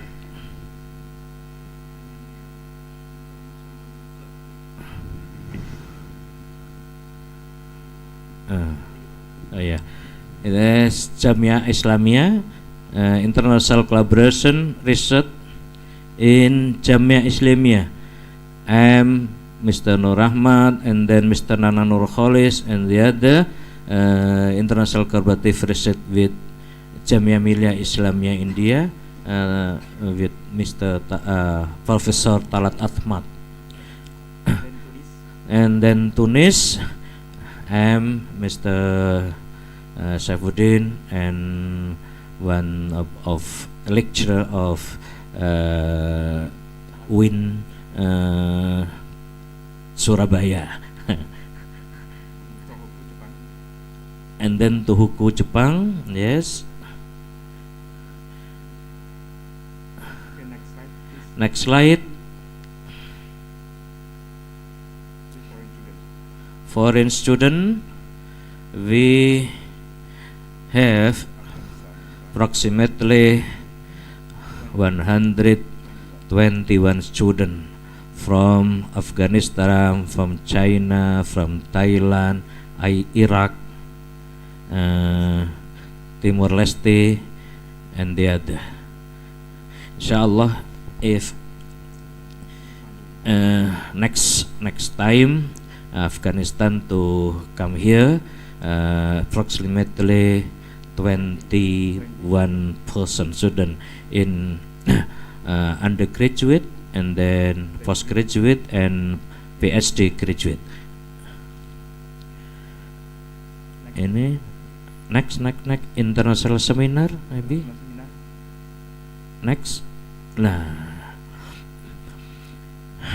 a seminar is very much of international seminar Wahid Hasyim University, for example, international and on advanced pharmaceutical science, and then with ambassador of Saudi Arabia, and then with Muasalah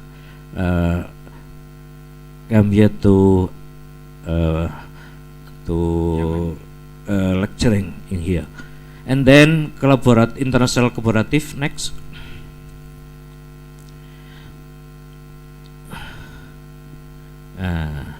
With Zusim University, Sains Islam Malaysia, director from Indonesia, from Karanganyar.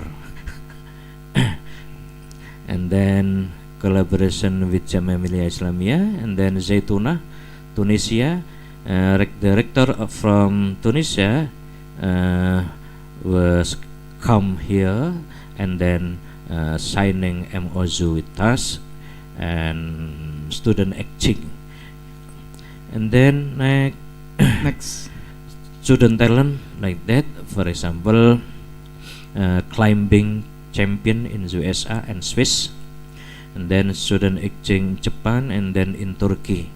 Alhamdulillah Balamin, thank you very much for your attention. I hope that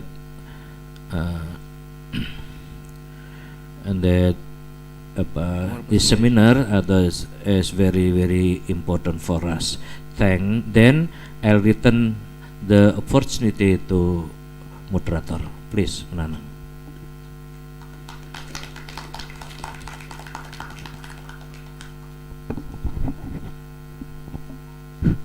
Okay, thank you, Prof. Mudakir Ali, for giving us very interesting presentation. Ladies and gentlemen, I would like to welcome the third speaker, Professor Dr. Sukarno D. Tanggul DPA from Mindanao State University, Iligan Institute of Technology, Philippines. Time is yours. Bismillahirrahmanirrahim. His Excellency the Vice President of the Republic of Indonesia, Professor Dr. Mahruf Amin. Orangnya Mas. Yeah, okay. Okay, thank you. I hope my video is okay. Okay. And my audio. Yeah. The Chairman of the Wahid Hasyim Foundation, Professor Dr. Nur Ahmad. Dr. Mudzakir Ali, Director of the Universitas Wahid Hasyim Semarang. Other resource persons, rectors and vice rectors who are here. Other officials of the Wahid Hasyim, ladies and gentlemen, Assalamualaikum warahmatullahi ta'ala wabarakatuh. Waalaikumsalam warahmatullahi wabarakatuh. Please remind me if my time is running out, Mr. Secretary, sir. I think my presentation is a little theoretical on the part of good governance, but towards the end I will speak about the strategies and tools for good governance, drawing from the experience of my school, MSU IIT. I think Salmi was mentioned by the first speaker, Dr. Akhtar. Let me just start with Hamir Salmi's factors for becoming a world-class university. I think he mentioned three: talent, resources, and governance.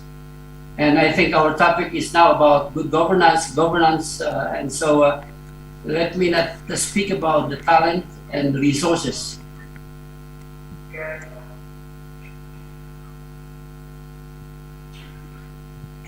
I'm sorry. I'm sorry. Next. I'm sorry, I couldn't. I have a problem with my audio. Okay. So when we speak of favorable governance, as a student of government, because my area is public administration, actually, if you have the systems perspective, we refer to the black box, as I would say that it is commensurate to the governance process. And this is this black box will translate hopefully the inputs towards the outputs that we want. Normally, and speaking of our vision, it's about excellent and holistic products that we will have. And I think this is the biggest challenge that we have if we consider the three factors of SALMI. It can in fact hasten the development of talent as well as the wise use of resources. These are problematic indeed about talent and resources, but I think with a favorable or enabling governance, we can have a maximum utility of talent and wise use of government or HCI resources. And above all, as an HCI, we all know that freedom is very key, and that a favorable governance in the context of an HCI must really be nurturing freedom of the individual faculty as well as staff, freedom of the departments and the colleges or faculties in some universities, as well as the freedom of the administration in trying to address the need for moving forward for a state university. In the final analysis, it's actually a kind of a mixture that we need to have favorable governance in an institution.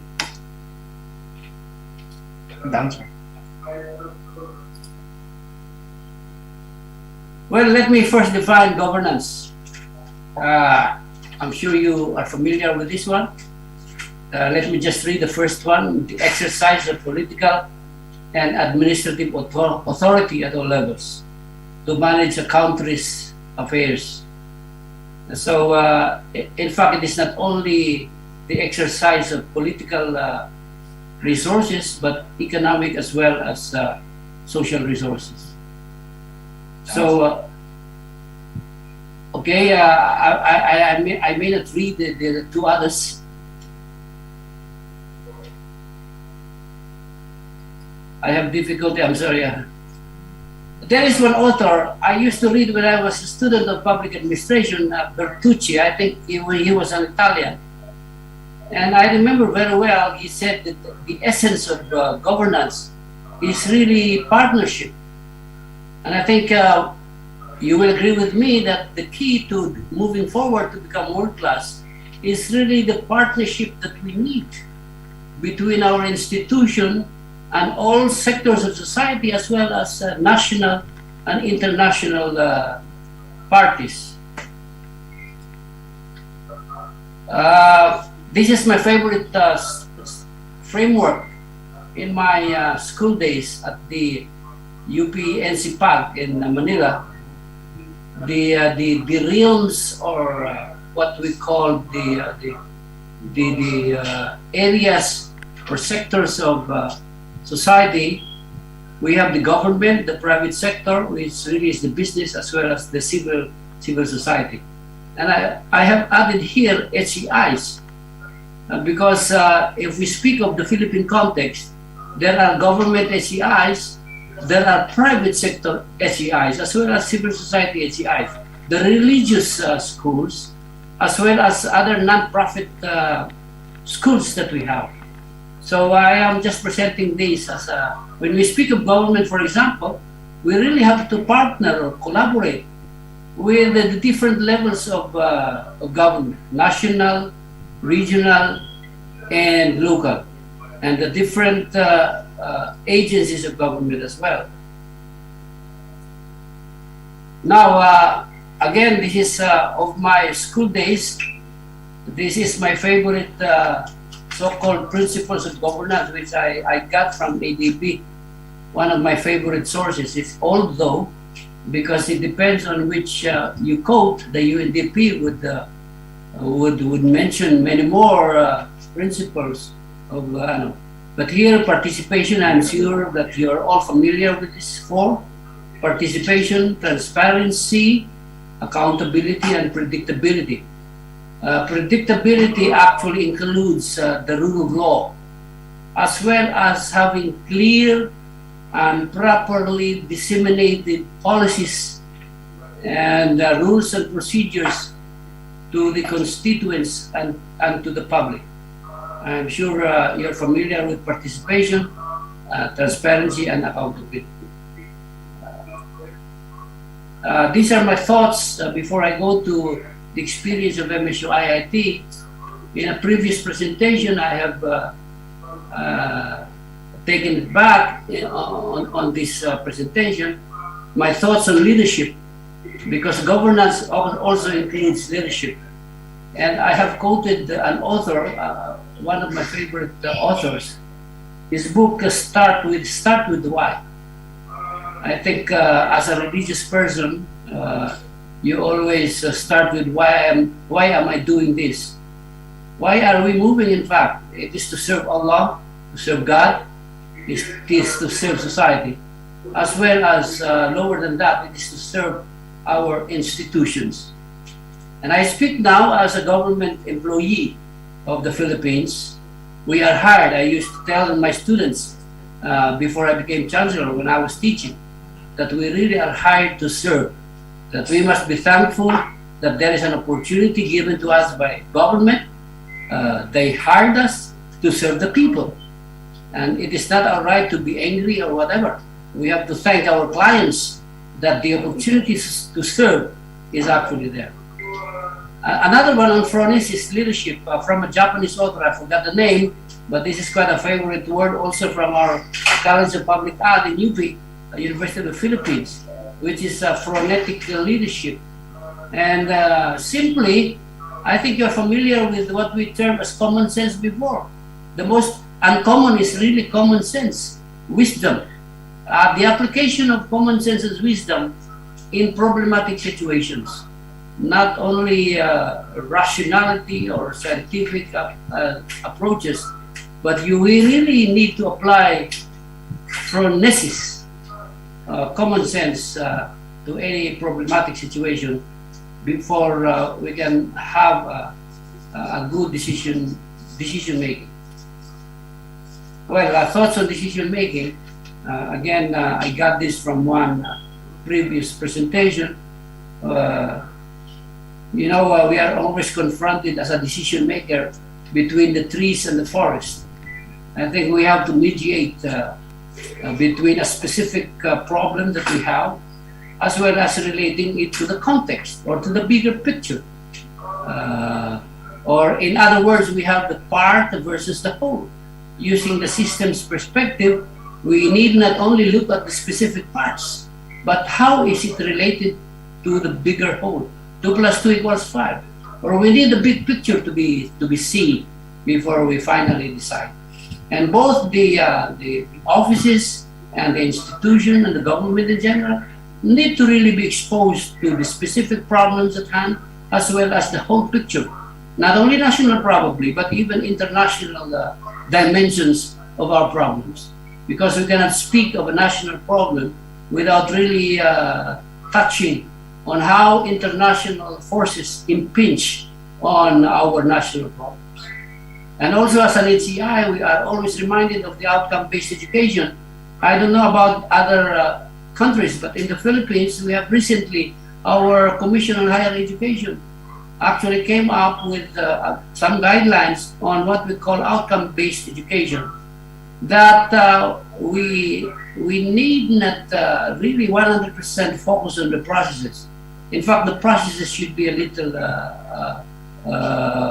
flexible. What is important is really the goals that we have. The goals in education, for example. These should not be lost in the minds of decision makers. The goals that we have established for our HEIs, for our offices, for our sub-offices. And somehow, this should be relevant to national development. Now, on default modes, because a decision maker necessarily, one time your default mode is to be strict. But I would rather that our default mode is to consider humanity first. How it will help first our constituents, faculty, staff, and students, before even being 100% strict with our policies, which in the first place we have created purposely to address the goals that we have, and so on and so forth. Means I am a student of bureaucracy, and one of the negative consequences of the bureaucratic model is that there are times that we make the means as end. No, the means are actually means to pursue the end. Sometimes we end up implementing the means, but not necessarily pursuing the end that we have established for ourselves. Now, let me go now to the context of MSU IIT. I think our first speaker spoke a little bit about the universities. I'm sorry that mine is quite limited, although I must say that the others are more, higher, especially Emilia University, ma'am, in terms of the ranking. We got only, for your information, the MSU IIT is one of the 15 QS Asian universities. We are 8 in particular, two public universities and 6 private HCIs. But in the context of our Commission on Higher Education, we have the most number of centers of excellence and centers of development outside Manila. We probably are 4th or thereabouts. And so I present these strategies and tools of governance, drawing from our experience. And I must reiterate the fact that everything really is context driven. I mean, the effectiveness of our approaches is dependent on the context. What I will share with you is probably reflective of IIT experience, but not necessarily effective in terms of the context of Indonesia or India. We have in management, organizational management theories, what we call contingency approach, what we termed as the it depends approach. And so the finality of the decisions or of the approaches of management should really depend on the kind of situation that we have. Whether you are more decentralized or not, whether you use more of theory X or theory Y in dealing with your employees, that will all depend really on the realities on the ground for us to be effective. Hence, context is important, and the contingency approach I would suggest. Now, these are the, I think the previous speakers mentioned this one. Let me mention just a few of our strategies and tools. ICT, I'm sure you're familiar with ICT. We are now in the fourth industrial revolution, but somehow many of our universities are still grappling with automation, so on and so forth. But we do have these examples here as the tools. ICT infrastructure as probably a strategy, and the ones here are tools. ISULAT, every aspect of our governance, we try to automate them, and we even lend these to other HEIs, which come to us for benchmarking, and we lend them or we sell them some of our products. So ICT infrastructure, ICT communication and technology infrastructure. We are trying to continuously improve on our ICT infrastructure. Collegiality is also one of the key, the cornerstones of HCI management. It is really the faculty members who really are governing HCIs. We have collegial bodies like our Board of Regents. We have our Presidential Advisory Council. Mind you, MSU IIT is one of the 11 campuses that comprise the Mindanao State University. Although it is the only one recognized as by the QS, it is one of the biggest campus of Mindanao State University. We have the Academic Planning Committee, Fiscal Advisory Board. So these are examples of the collegial bodies that we have in decision making. And more often than not, these are actually dominated by faculty members. Adhocracy, of course, you know, Alvin Toffler came up with this in the 70s, temporary bodies. And for problematic areas where the organic offices cannot address, we try to create adhocracies, temporary bodies. Please remind me if my time is running out. My staff is already telling that I have 5 minutes. Yeah. The engineering is one. We are now in the midst of staff organizational needs assessment because we are a growing university, and so our needs for staff, for example, is quite a unique structure. It's a national government, the Department of Budget and Management, which is really approving the staff, even our casual workers, before we implement them. And so we are now in a series of needs assessment to know what are the kinds of the staff or administrative personnel we need for our offices. We have vertical, horizontal integration. That is the job of management, really, how to integrate things vertically, horizontally, and even diagonally. And now, this is quite unique also probably in our case because we have democratized our financial management, not even being performed by other HCIs. We have the concept of cost center, wherein automatically the income of the institute or the campus is actually divided. We have a formula. Some goes to the department, some goes to the colleges and to other offices. So you plan for your own money for 1 year and then submit for approval. We have the Finance Advisory Board that finally tackles all the finances of the institute. So it is transparent, it is participative. We see here through the FAB all the monies that we have and we prioritize the spending of it. It is not something that the Chancellor or Rector decides about. It is really very participative. We have the accreditation. I think you have mentioned your Times Higher Education. We are now in the process of applying for the THE. I told you about the QS. We are in the top 500 Asian, though, not world. And then we have this ISO. We are already certified. Washington Accord, Webmetrics, we are also on top. And then the Philippine COE, COD, as well as the ACUP things. We are quite ahead in these regards, especially in the context of Philippine HCIs. Now, delegation is another. I'm speaking as a public ad delegation. Some of the authorities or powers of the Chancellor are actually delegated to the Vice Chancellors. We have this authority matrix that is approved by our Board of Regents, wherein this amount belongs to the President, this amount belongs to the Chancellor, and so on and so forth. Oh.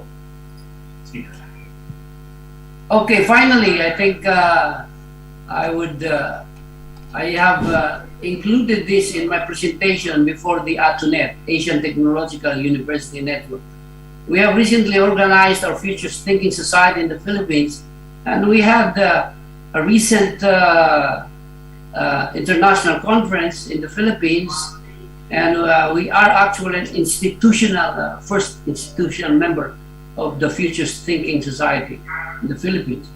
And in the advertisement I said there, and let me quote myself, the key is how far, how intensely we look to the future. If you are familiar with the policy making process, what we have then there is what we call forecasting. You know, we try to identify the problems. On the basis of the problems, we identify alternative solutions, and using some scientific theories like cost-benefit analysis, decision tree, etc., we choose the best alternative that we think will confront or we address the problem. But in future thinking, I think many authors would rather suggest on developing skills that would lead to future thinking. Here we are really concerned with forecasting future problems, like will there be more pandemics in the future, and how to address them. So that is really the key really here for SEIs, is for our constituents and our leaders to develop the skills that are needed, innovative strategies, creative thinking, a commitment to democracy, because that has implications in the way we decide, and not just for 1 month to decide in behalf of the organization. And so let me part with this poem that I wrote. It's not exactly a poem because I'm not a poet. On mindsets. Believe you me, many people say that aside from having technical skills, one big known person said, I hire you not for your skills but for your behavior. And say it is always suggested that mindsets should really change, that we should leave the usual box that we are in, that we have to be innovative. And so let me read to you my poem of depths, heights and widths, or Holland's parts and systems, like trees, individuals and organizations. To move forward, frames and sites matter, unconnects and disconnects. Terima kasih, salamat, and thank you very much. Okay, thank you for giving us interesting presentation, Mr. Dr. Sukarno. How are you in Philippines, in Elegant City, Mr. Sukarno? I think, thank you for that. The typhoon is already past us, and the worst that we were preparing for has not come. Remember that the Sendong 10 years ago came, and really thousands died in Biligan and Cagayan de Oro. But this time we were prepared, and thank Allah, it went more northern than us, and so it saved us. By the way, sir, my name is Indonesian name, huh? Yeah, right, sir. was your Sukarno first is like president. my father, my president, the first president of Republic of Indonesia. Yeah. You wouldn't believe it, but I have siblings, brothers who are also named after President Gaddafi, Abdul Nasser. So anyway, thank you very much for this opportunity. Okay, thank you. It's a privilege, it's an honor. Thank you, sir. Okay, sir.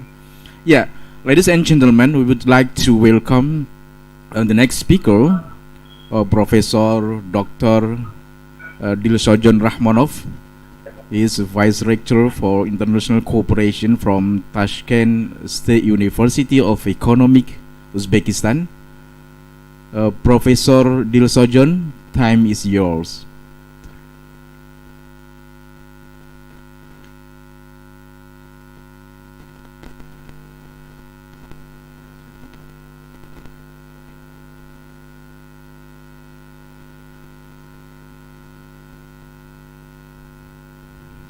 Sudah masuk? Good morning, Professor Dilsojon. How are you today? Okay. Yeah.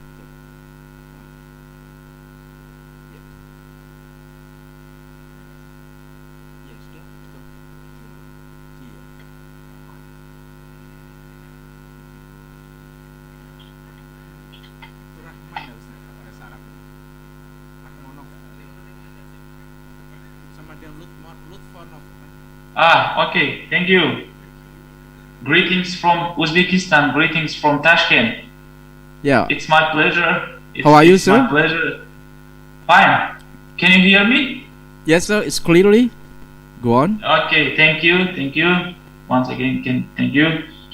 And greetings from Uzbekistan, greetings from sunny Tashkent. Even nowadays is winter in Tashkent now, but anyhow, it's sunny. Thank you for your giving me such kind of opportunity, such kind of chance to give some presentation and have some skills from you.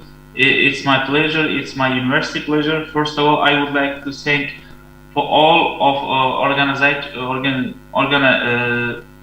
organizers of this webinar, international webinar. And first of all, I would like to thank on behalf of our university, Professor, Vice President Maruf Amin, and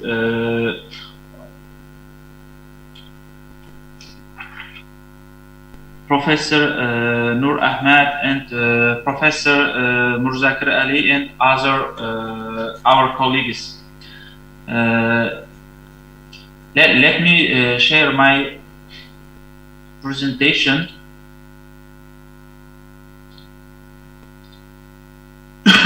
Can you see?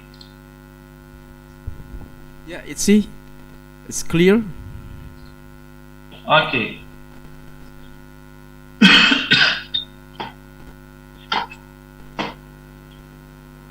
Okay. I think all universities is going to reach international to reach the status of international university.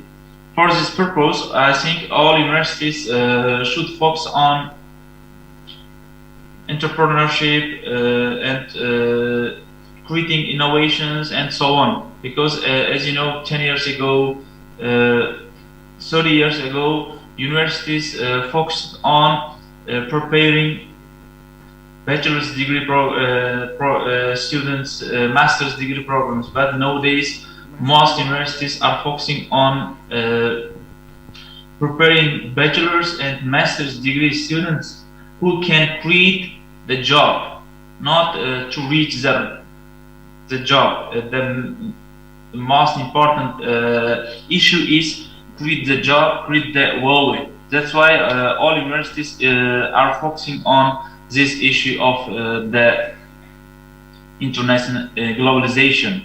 And anyhow, right now I'm going to share the pair of information about my university. My university was established 90s year ago. Fortunately, this webinar is going on with our anniversary. 2 weeks ago, our university celebrated its anniversary. That's why it's our pleasure also to participate such kind of international webinar as a part of international universities. There's some facts about Tashkent State University of Economics.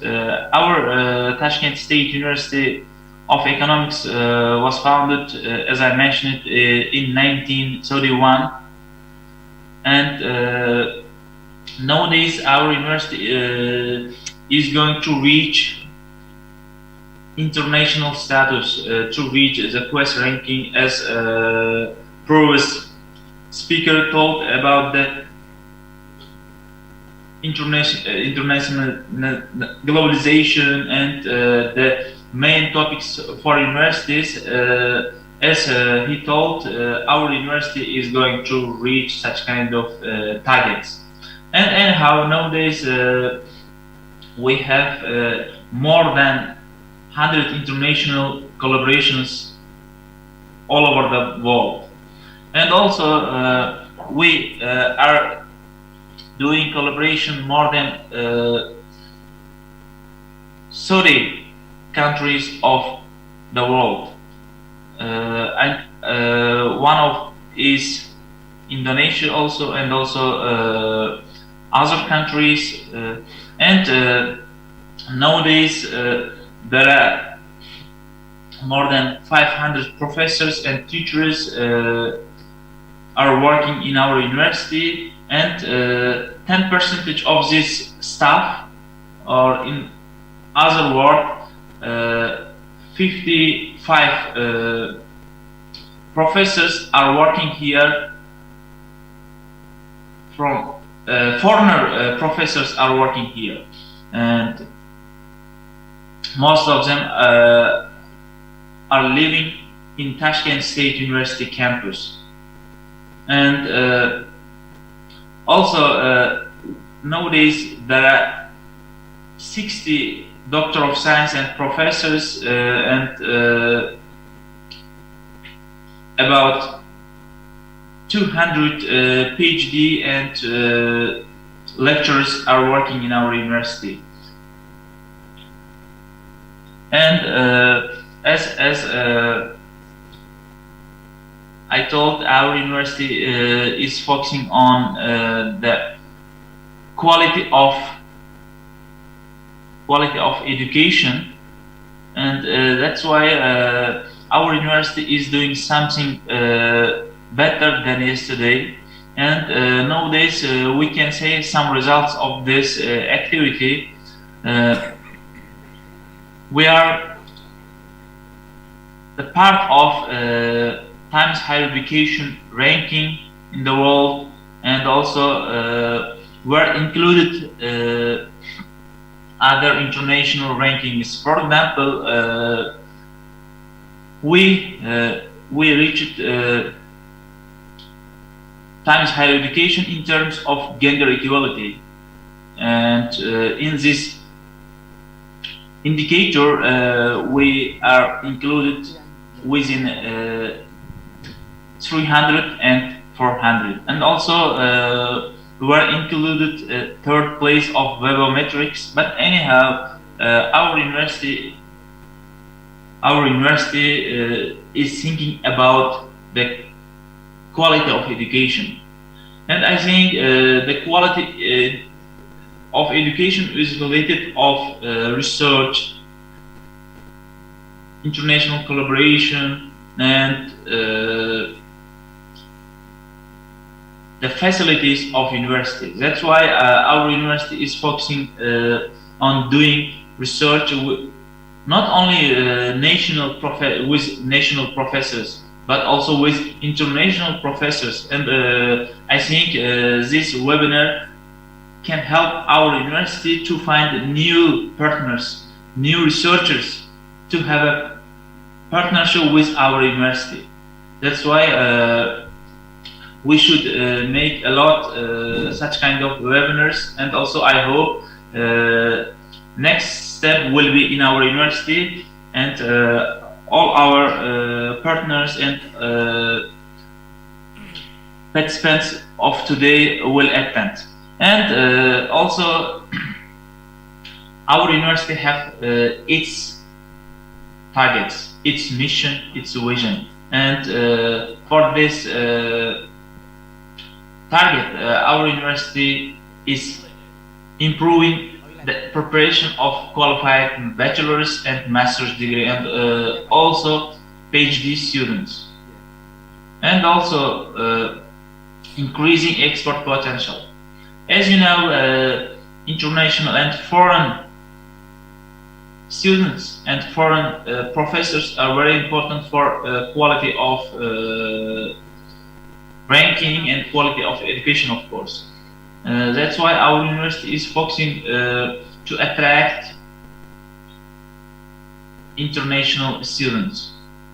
International students, why? Because if they come to our university, their visit can help us to be international, to be higher than yesterday. That's why where our university is trying to reach the high point of export of education, and also this point of view can help the economy of the country, and also outputting competitive personnel for the domestic and foreign markets. As you know, nowadays there are a lot type of high technologies and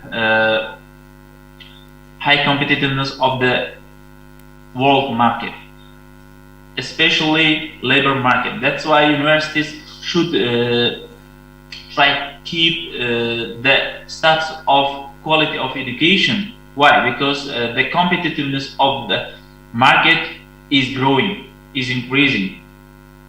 For example,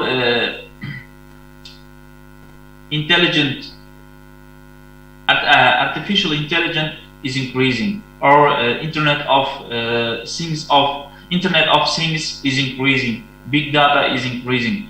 For this purpose, we should be competitive. We should be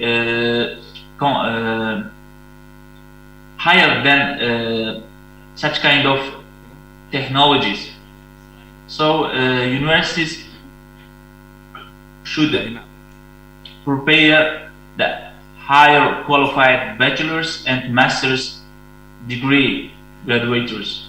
That's why our university is trying to reach such kind of indicators of the requirements, international requirements. And you can see nowadays the number of students. We have more than 15,000 students in our university. And here I can show you one point of development. 4 years ago, or 4 or 5 years ago. Okay, Prof. Dilsojan, could you move your slide?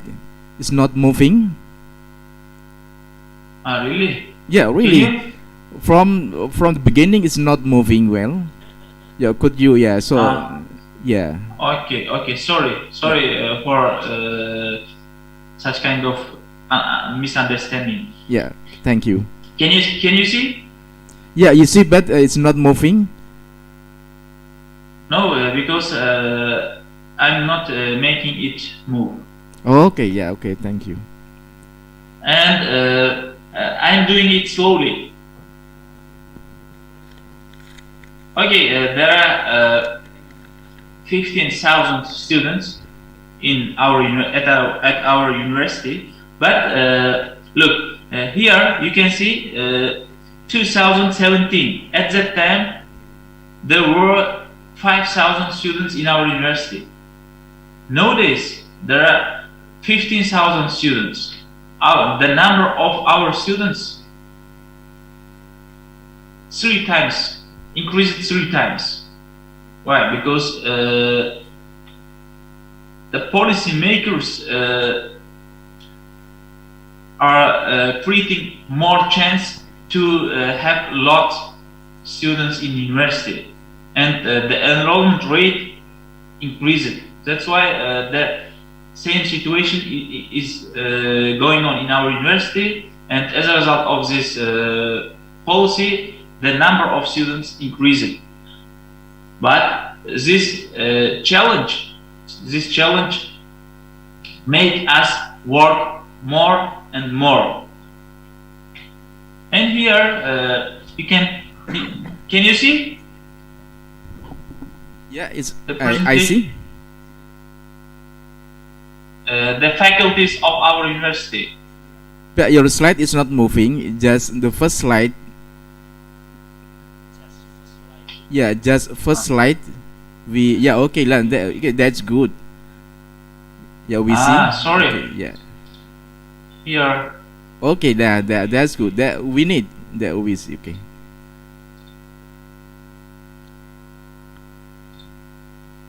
Okay. Can you see? Yeah, it's see clearly. Sorry. I did wrong. I think I'm not expert in doing sharing. That's why I did a mistake. Sorry for this discomfort.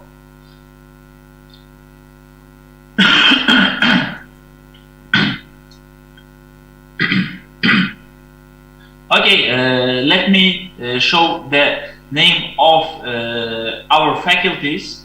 There are 5 faculties in our university. For example, corporate governance, economics, and international tourism, and so on. And also we have digital economy faculty. And Here you can see our partners, and also I'm going to show the joint international educational programs in our university.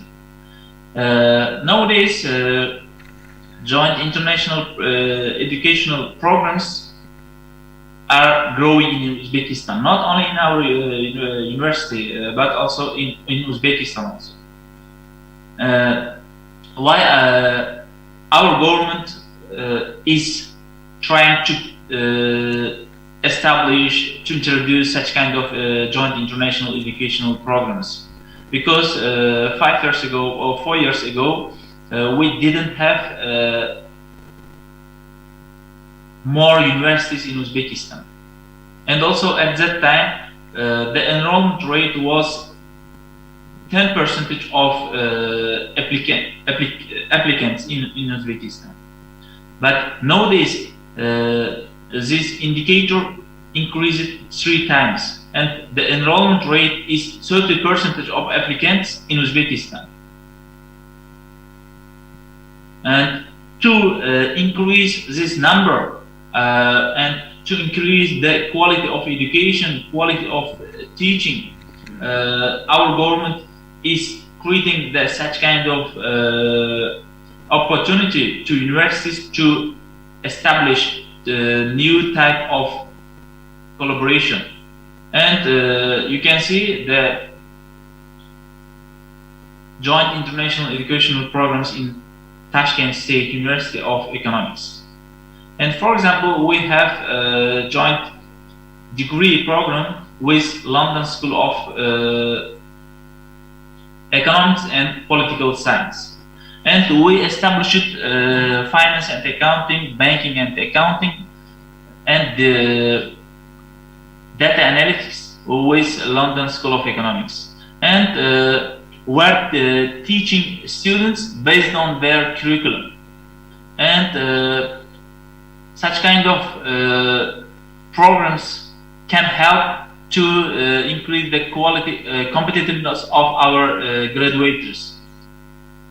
Why? Because based on their curriculum, we can follow the rules, we can follow the subjects that can be taught in this program. And also we have some joint degree program with University of Indonesia. It's our honor, it's our pleasure to have a collaboration, not only research, not only exchanging professors, students. We have the top of type of collaboration is joint international education program with University Pendidikan of Indonesia. And just in September we established this joint degree in our university, and 80 students are studying in this joint degree program. And this program can help to implement the experience of Indonesia, experience of Indonesian university, and it can help to exchange the experience between our universities. That's why we are targeting to reach such kind of programs to have international experiences. And our university is ready to have a type of any international collaboration, especially for research, especially for exchanging professors, exchanging students, and so on. And here you can see some contacts of our university, and it's our pleasure to have such kind of presentation. And once again, I would like to thank Unwahas University to organize such kind of interesting webinar, international webinar. And this webinar, I think, can help find partners from abroad. Thank you for your attention. Okay, Thank you, Prof. Dilsajan Rahmanov, for giving us a very informative presentation. Okay, ladies and gentlemen, we would like to welcome the last speaker, Professor Dr. Anis Malik Toha. He is professor from University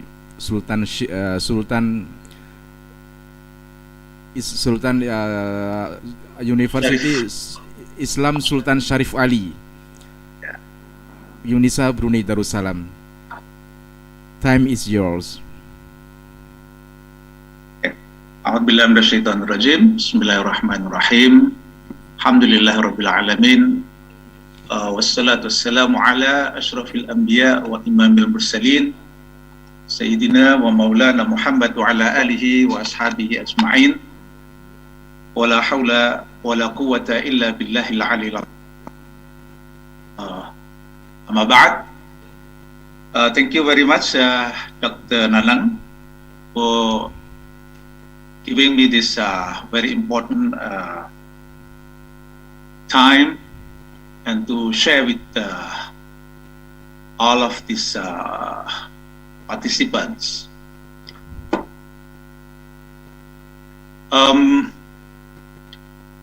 First of all, I would like to thank to this invitation by Unwahas to invite us, UNISA, to be part of this very important international webinar, where the chancellors of the international universities, or vice chancellors, or presidents, rectors, sharing their experience in this very important event. Honorable Vice President of the Republic of Indonesia, Professor Haji Ma'ruf Amin, and Honorable Professor Nur Ahmad, my colleague,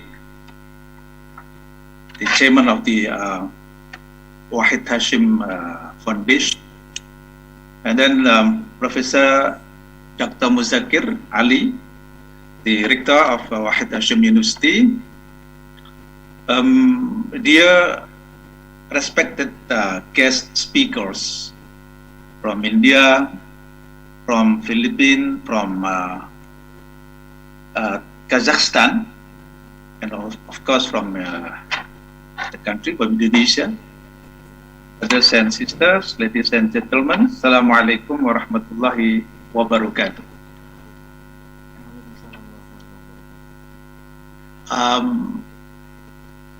First of all, and foremost, I would like to thank Unwahas of his invitation to UNISA, and the Honorable Rector of UNISA, Dr. Haji Nur Arfan bin actually has already earlier commitment with some agenda, so he delegated me to attend or to represent him in this very auspicious moment. Hadirin dan hadir sekalian, Assalamualaikum warahmatullahi wabarakatuh. Waalaikumsalam warahmatullahi wabarakatuh. Presentation, I think, Honorable Rector, I would like to share with you the UNISA's competence and the way forward.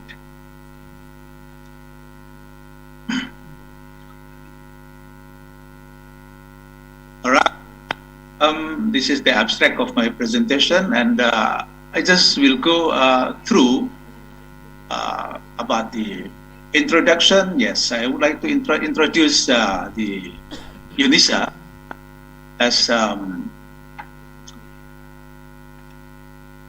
actually I think among the universities now that we have been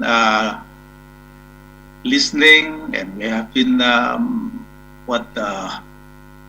following the presentation. That UNISA is the one, yeah. So it was established in 2007, and originally it was one of the institute or the center in University Brunei Darussalam. Yeah, the institute called Institute of Islamic Studies. So the Yang Maha Mulia, Kebahadur Yang Maha Mulia, the Sultan was pleased to establish a full-fledged Islamic. Then this institute was declared, yeah, to be an Islamic university, and this university is called UNISA, University Islam Sultan Sharif Ali. And it attests to the commitment of His Majesty, the Sultan and Yang di-Pertuan of Negara Darussalam in upholding Islam through education in this blessed land of Brunei Darussalam and towards the development of the Ummah.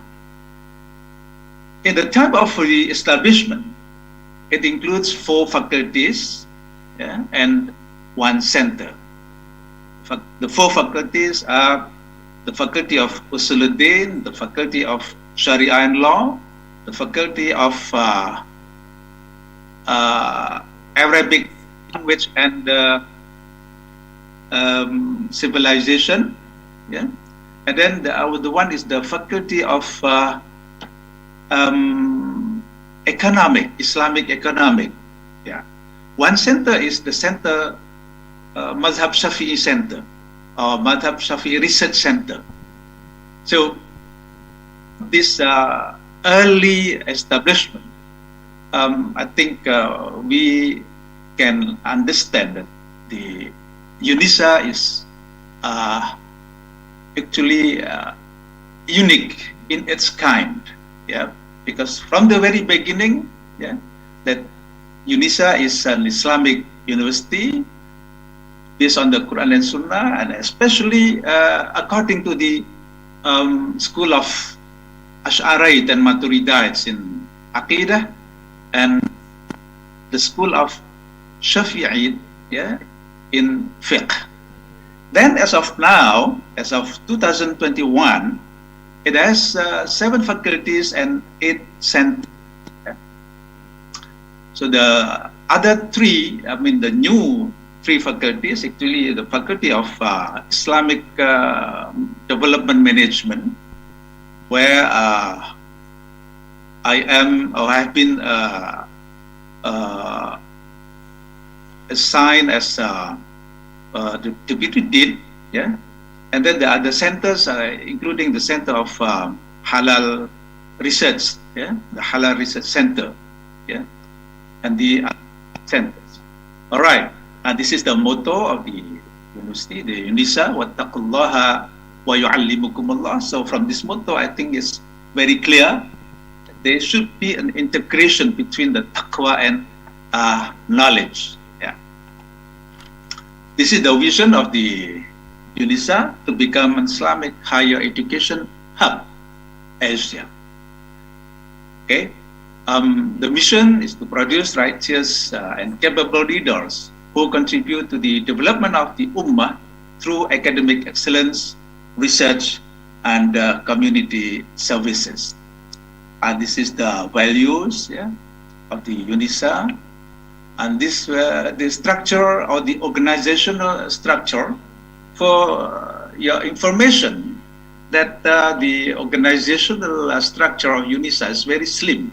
Yeah, we have only rector, and above, of course, above the rector is the chancellor, pro-chancellor, and the majlis. Yeah,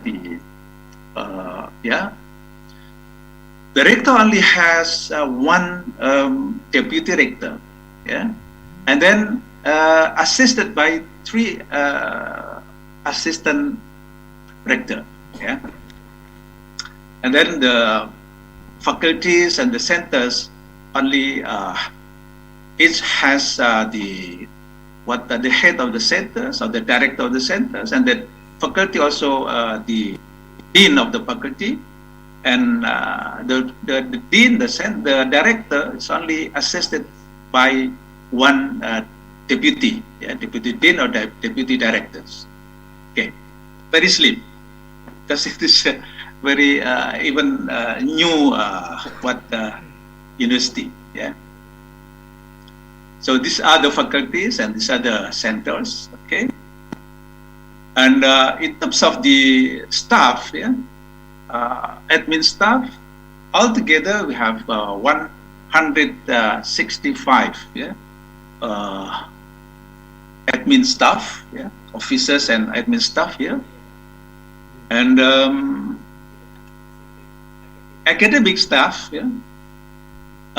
recently this is what the number of academic staff, the overall, currently the total of academic staff 85, the local 55, and the international 30. Yeah. So the international staff is about 40%. Okay. Is the academic post that we have. So overall academic post has increased to 131 posts, with a new addition of 39 posts recently. Yeah. So recently, Alhamdulillah, UNISA has been granted addition of additional admin posts, 39. So currently there are 92 academic posts fully filled up soon. And in addition to that, UNISA has also been engaging the visiting adjunct professors to cater the courses that require the practitioners of law, Islamic finance and accounting, agriculture, and halal science and product. For your information, that the Faculty of Agriculture is the most youngest or the youngest faculty, with Islamic technology. So the last two youngest one, and it was the two were established in this year, 2021, and already also offering the programs. So this is the international academic staff. We have professors, 6 professors, and then associate professors, Professor Madria, and then we have senior assistant professors, and then assistant professors, and then lecturers. So all the current academic or international academic staff are 34. In addition to the new one, it will make up of more than 40.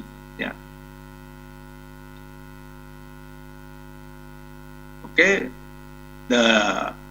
This is the international academic staff, from Algeria, from Canada, from Egypt, Ghana, India, Indonesia, Iraq, and Malaysia is the majority, the highest number here.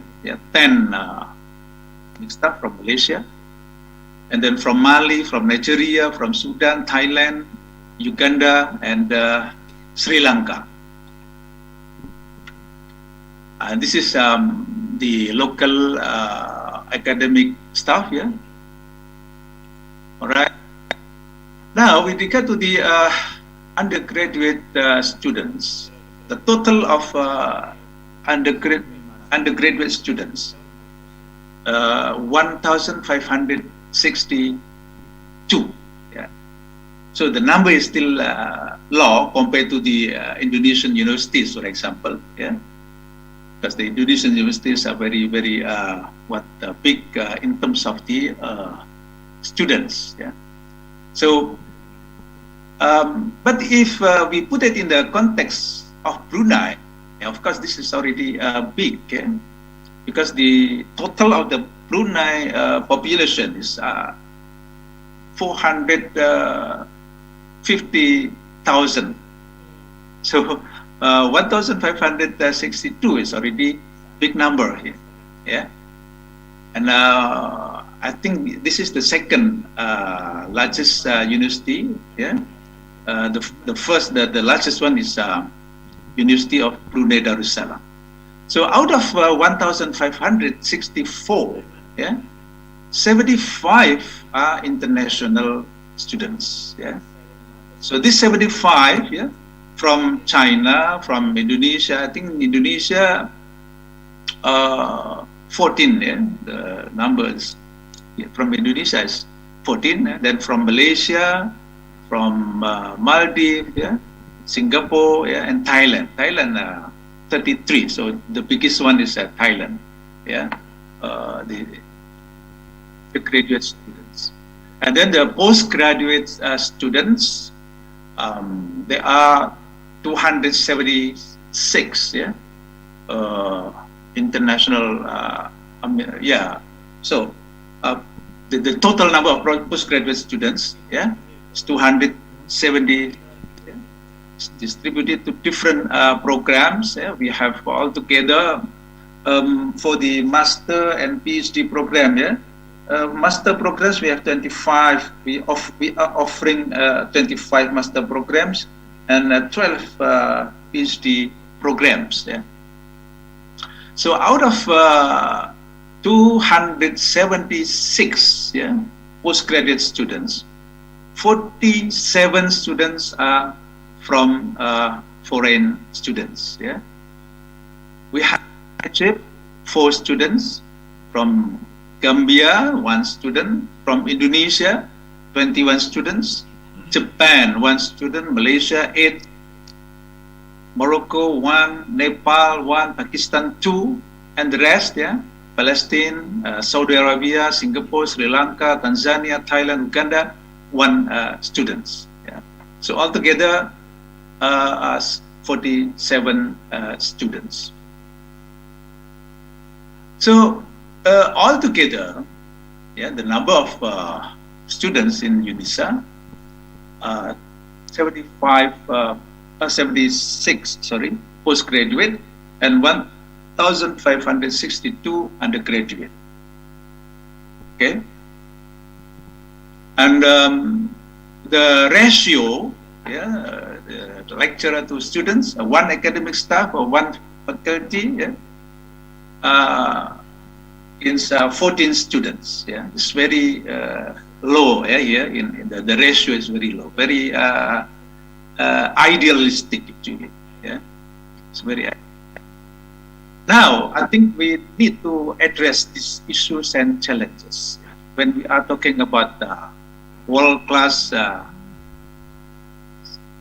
Now I think we need to ponder upon the issues and challenges facing the universities. No matter the rank is, that the university should address and should try to come up with solutions to these issues, the current issues. The first one is the issue of the normal, the new normal, the so-called new normal. And this normal has been discussed, has been debated in different forums, nationally and internationally, different webinars, seminars, and also conferences, and so on and so forth. Whether this new normal will be able to back to the situation into the normal, like before, as the result of the COVID-19, that becomes the pandemic and now the endemic of it. And then the second issue is the the Industrial Revolution 4.0, yeah, marked by the Internet of Things, yeah, IoT, and artificial intelligence. Yeah. So this IR 4.0, yeah, is actually quite challenging, yeah, to all the universities, especially to those advanced universities. Yeah. How to cope with this challenge? Yeah. As issue here is the disruptive innovation. Yeah. The innovation, of course, the universities so far has been very instrumental, yeah, in coming up with this innovation, yeah, with the creative innovation there in the science and technology. And then one of the issues here, yeah, that is challenging is also the issue of humanoid robots. In opposite to the disrupting humanity of man. Yeah. This has been discussed also and become the common discourses, yeah, in the academic forums. Yeah. Jim Clifton, for example, yeah, the CEO of Gallup, yeah, published an article under the title "Universities: Disruption is Coming." Yeah. It began with questions: do we need universities anymore? What if they run out of customers? Which is more indispensable to you in your job? Your university education or the university you have in your pocket, your smartphone. Yeah. So this is very interesting issue. Yeah, and need our solution. Yeah, especially from the universities. Yeah. If the university needs to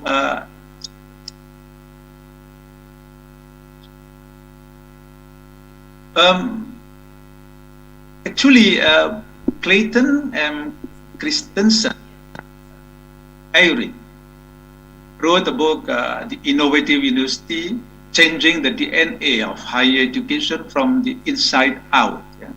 This was published in 2011. Yeah. And actually, Clayton developed the theory of disruptive innovation in a series of his different writings, starting from the middle of 90s, the last centuries, with this article, Disruptive Technologies, Catching the Wave, yeah, published in Harvard Business Review.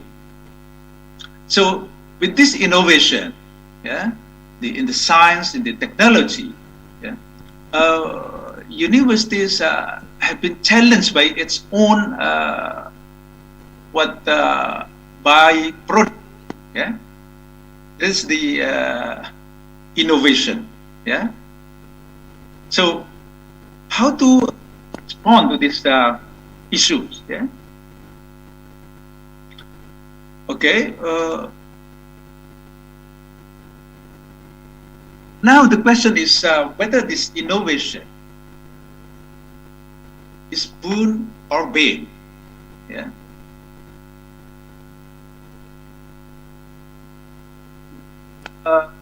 Scholars in different disciplines have tried to address this issue. Yeah. As early as 1941, yeah, this is actually one of the sociologists, yeah, of Harvard University also. Yeah. He wrote a book, The Crisis of Our Age. Yeah. And according to him, that the crisis was actually produced by the pseudoscience, yeah, developed in the modern era. Yeah. So the modern era has develop into the dichotomization of the reality and value. Yeah. So he actually concluded, that even the boon has disastrously exacerbated the bane of the poisonous fruit. Yeah. Fruit of the modernity. Okay. These amazing achievements and success are just like a double-edged sword. Yeah? On the one hand, it can be a boon, a gift, and on the other hand, it can also be a bane, a curse. Yeah? Acute innate human traits and characteristics, easily swayed, fascinated, deceived, and finally deceived by himself. Yeah? About his tremendous achievement. Yeah? So, this become something that we need to address today. Yeah? And even more dangerous, though subtle and delicate, yet this deceptive, deceiving oneself as the pinnacle of humanity. Yeah? We can see this, for example, in the writings of our scholars. Yeah? Robert Briford, in his book, The Making of Humanity, yeah? In 1919, so that the making humanity, the modern science, yeah? And then the famous book, yeah, by Francis Fukuyama, yeah? The End of History and the Last Man. Yeah? So according to him, that the civilization, yeah, developed by the Western education, the Western knowledge, yeah, as man has reached its peak. Yeah? So he actually tried to convince, yeah, the people globally, yeah, to follow what has been achieved and what has been done by the Western universities. Yeah? But the fact, man is on the move systematically, grinding and negating himself. And this is what we are witnessing today. Yeah? So we are witnessing when we are experiencing, yeah, where man actually negate himself. We can see this in the global catastrophes, yeah, nowadays, yeah, in terms of natural catastrophe, the global warming, yeah, climate change, pandemic, COVID-19, etc. Yeah, this cannot be separated from what we have been doing, yeah, so far. And the second is human catastrophes, yeah, bloody conflicts, wars, neo-colonialism, depopulation, disrupting humanity or dehumanization, yeah, etc. So we are, or we have been witnessing these catastrophes, yeah, day by day, yeah, and now become worse. Yeah. Another issue has been addressed by a new published book, yeah, Dark Academia: How Universities Die, by Peter. Yeah. So, according to him, that universities, the contemporary universities, yeah, that we are proud of, yeah, actually becomes dark transformation, yeah, of higher education into an adjunct of sordid market forces. Yeah. So the universities are driven by the markets, not the way around. Yeah. And we are supposed actually, yeah, academia, we have to keep the balance between market driven and market drive. Yeah. Otherwise, the universities is just become the as an adjunct of certain market forces. Yeah. Another issue also is the social and issues. Yeah. That is a book written by a former dean of Harvard College. Yeah. Is so. Does liberal education have a future? Yeah. This book was published in 2006, yeah? And in page 160, he spells out Harvard articulates no ideals of what it means to be a good person, as opposed to a well person. So, dear participants, brothers and sisters, I think these are the issues that we do need to address. Yeah? So, as the way forward, yeah, UNISA has tried to these new issues and challenges. Yeah? As a full-fledged university based on Sunnah, according to the school of Ahl Sunnah wal Jama'ah, it's just like Unwahas, I think, yeah? Because Unwahas is also promoting the school of Ahl Sunnah wal Jama'ah. Okay, so our approach has been characterized as wasatiyah and holistic with balance. Yeah. So with this holistic approach, the wasatiyah approach, we expect that we will be able to at least to contribute to come up with a solution for future problems. Yeah. And has been also addressed by different speakers before. Yeah?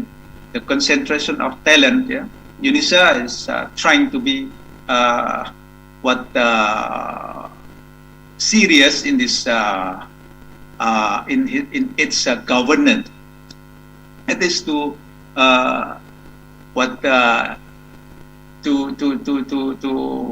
provide. Yeah? A critical mass of top students and outstanding faculties. Yeah? As we can see that especially this last 2 years, yeah, the increasing enrollment of local international students in UNISA. Yeah?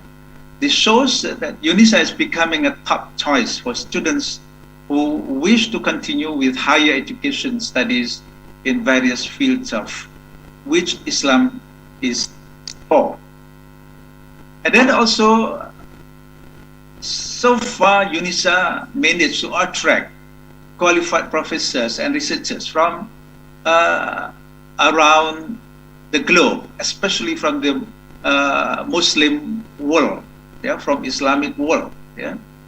From time to time, yeah, we receive a good number of applicants, yeah, who are interested to join with us, yeah, and to work with us here in UNISA. Yeah.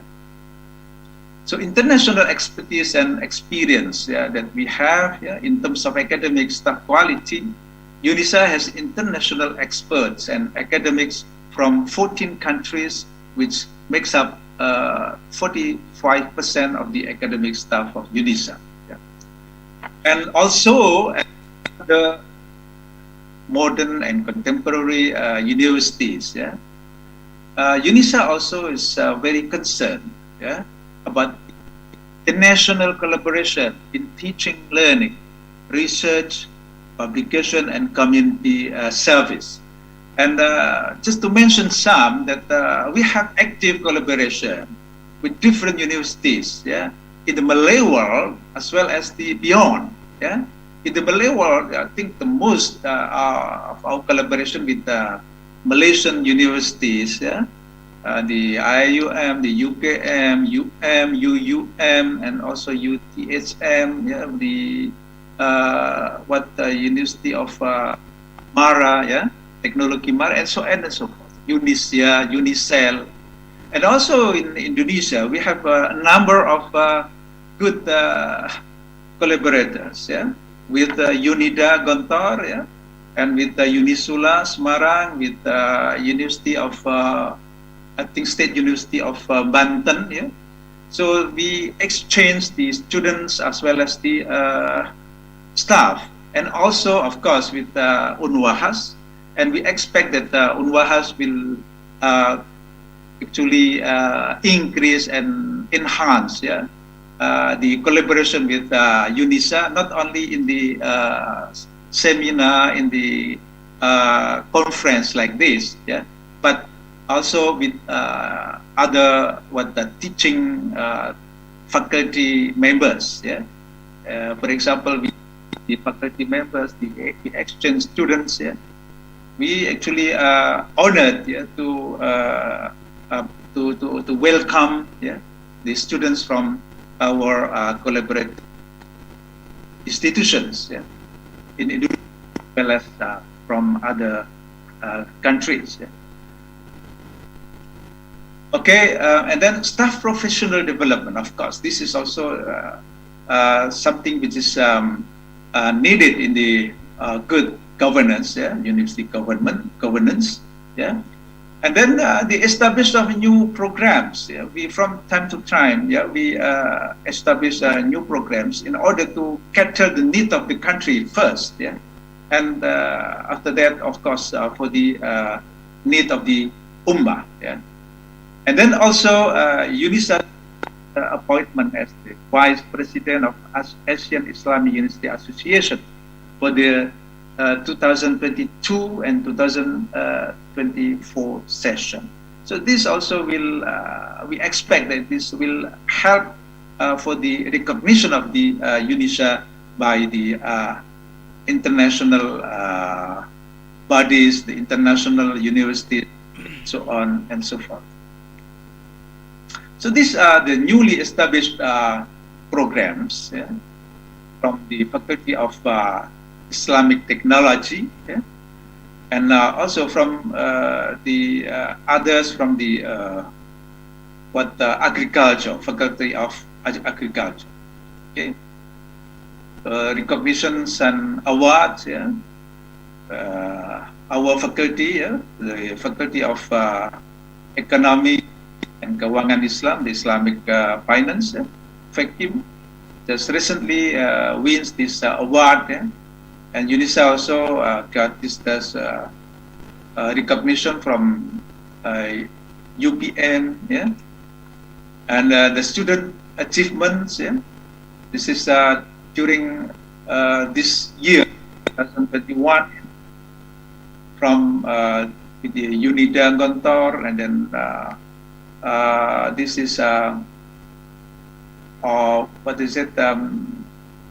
Live Wire, Hackathon Live Wire Brunei, and then from the third winner, Aksi Asia Indosiar Indonesia. Recently, the last one is actually Muhammad Iqbal Shakib bin Haji Suhaib, actually win the third position in the public talk, or public speech, in Malay, in Bahasa Malay in Malaysia, Bahasa Melayu. It was the Prime Minister of Malaysia. Okay. And then continuous improvement of academic quality. In an effort to improve its academic quality, UNISA continues this to ensure that its programs and course meet international standards and are responsive to the current needs. In line with this, UNISA works closely with the particularly those offering Islamic studies, and promote construction of knowledge based on Islamic principles and values. So this our campus, the current campus and facilities, located in the center point of the Bandar Seri Begawan, yeah, the capital city. And recently we got new sites also, the new campus for agriculture and for the center, the Halal Tayyiban Center. This is the master plan of the new campus of UNISA. Yeah, so recently approved, yeah, of the new campus of UNISA, 310 hectare, yeah, equal to 766 acre. Yeah. And the first construction, the first phase of the construction, yeah, inshallah will begin in January, yeah, this next year will begin, inshallah. This from the aerial view of the new campus, inshallah. Then, yeah, hopefully that will manifest soon, inshallah. Okay. So with this, I would like to thank you for your attention and sorry for the inconvenience, and wassalamualaikum warahmatullahi wabarakatuh. Waalaikumsalam warahmatullahi wabarakatuh. Thank you for giving us a very interesting presentation, Prof. Anis. Ladies and gentlemen, now we come to the question and answer session. I would like to have 3 questions from the participant, and please use the raise hand feature in Zoom, and then unmute your microphone and camera, or yeah, raise a hand. Okay, yeah, okay, Adi Mas Joni, Adik Mas Joni. Okay, and then we need, okay, second, the last one, the third question. Okay, Adik Mas Joni. Okay, silakan Adik Mas Joni. Yeah. Okay, and others, you can type in the chat feature in Zoom. I do encourage to read them aloud. Okay, don't worry.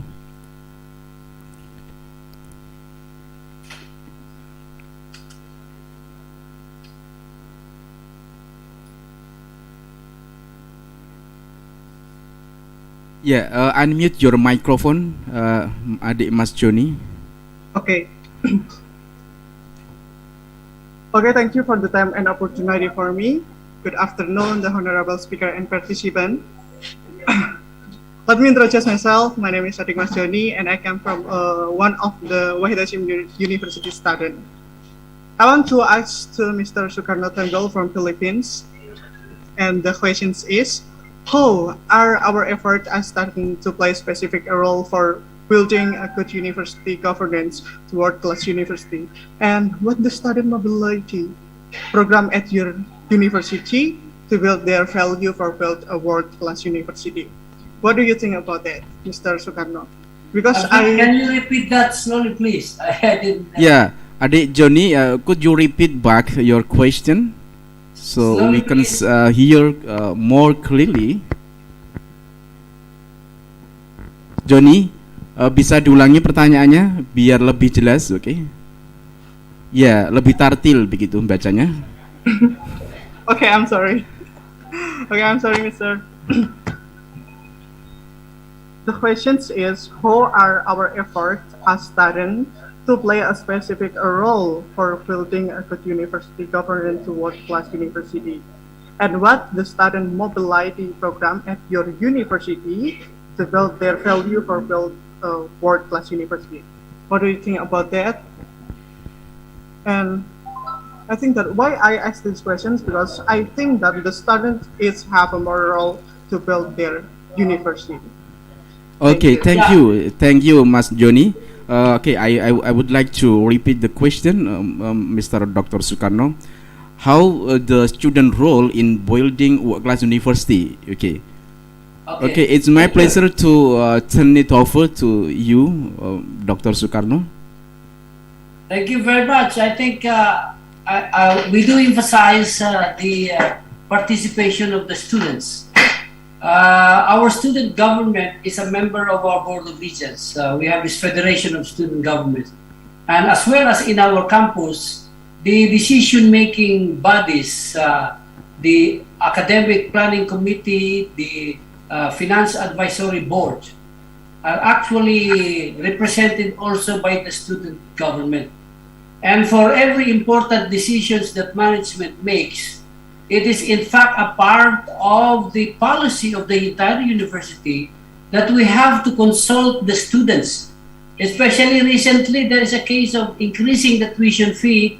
You know, our tuition fee is free, but they will not be paying, but still we consulted them because we have a plan to increase our tuition fee that is only less than $2 per semester. And yes, we have institutionalized a kind of participation on the part of the students in the governance of our university. I hope I have replied to you.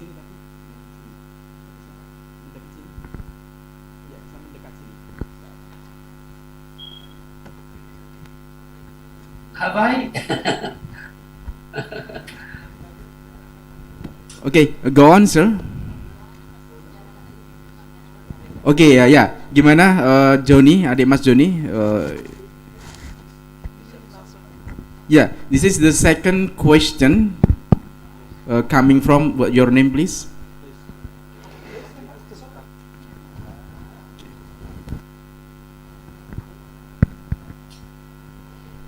Thank you for the opportunity. I am EE from International Relations, Wahid University.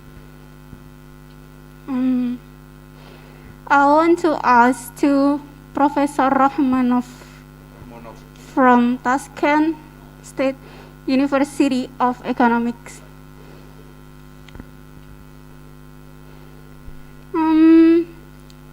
I want to know any scholarship that Tashkent State University offer to us, Wahid University student for exchange student.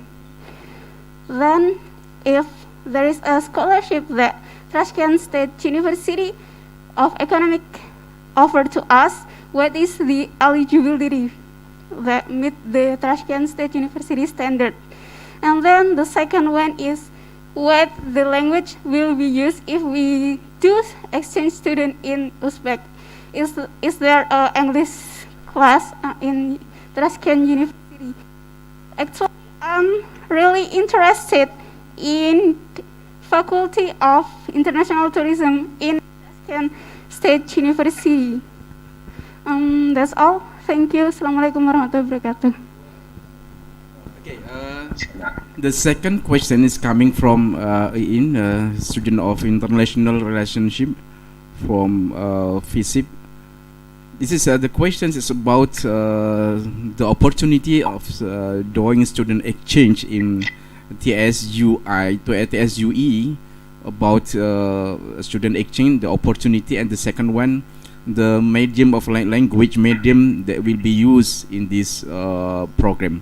Okay, my pleasure to turn it over to Professor Rahmanov. Okay, first of all, I would like to say thank you for your question, and this question is interesting for us also. And here, student exchange. As you mentioned, we have student exchange. We have students from foreign universities. They can join our university students team, and they can study within one semester or one academic year.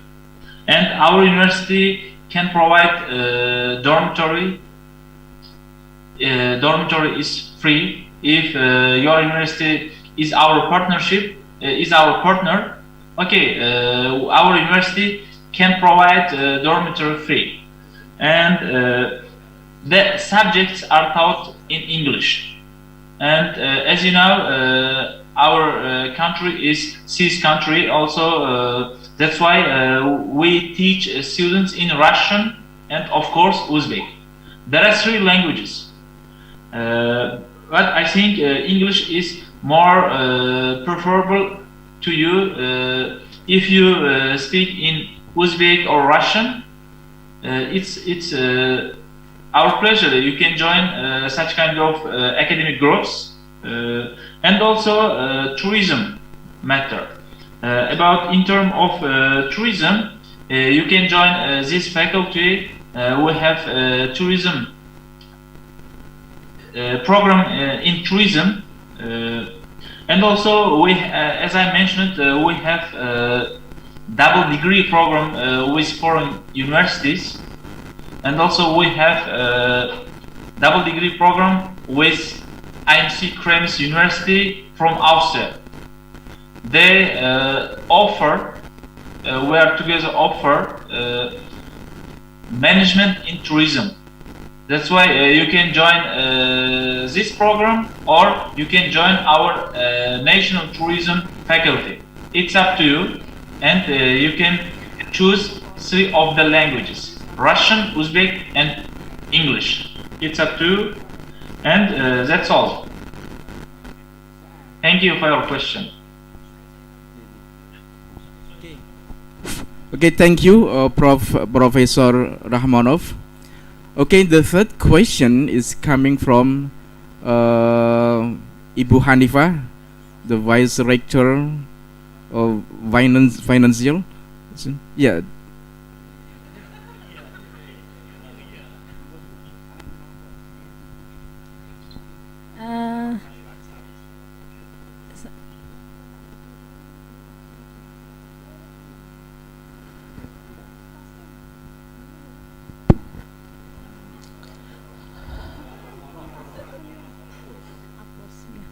Okay, thank you. I had contact with Mr. Apos. I will join research about Islamic good corporate governance and performance. I want to know in Uzbekistan, are there Islamic banking or Islamic rural banking or Islamic microfinance banking, and India also. Thank you. Yeah, okay.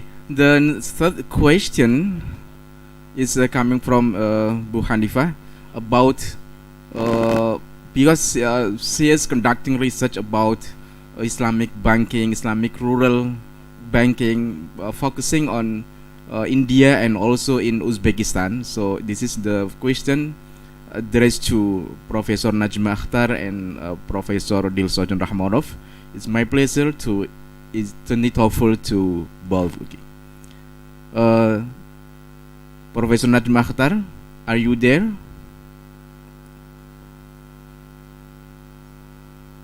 Kelihatan ya. Tadi karena she was available on just 1:30. Tadi ada. Coba, Mas. Okay, Prof Najma. Hello, ma'am. Sudah ada.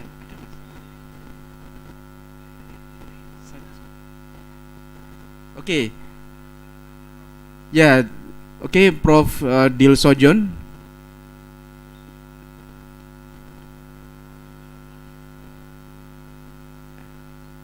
Hello, Prof Dilsojan Rahmanov. It's my pleasure to turn it over to you. The question about Islamic banking, Islamic rural banking in Uzbekistan, because she is conducting research on that topic.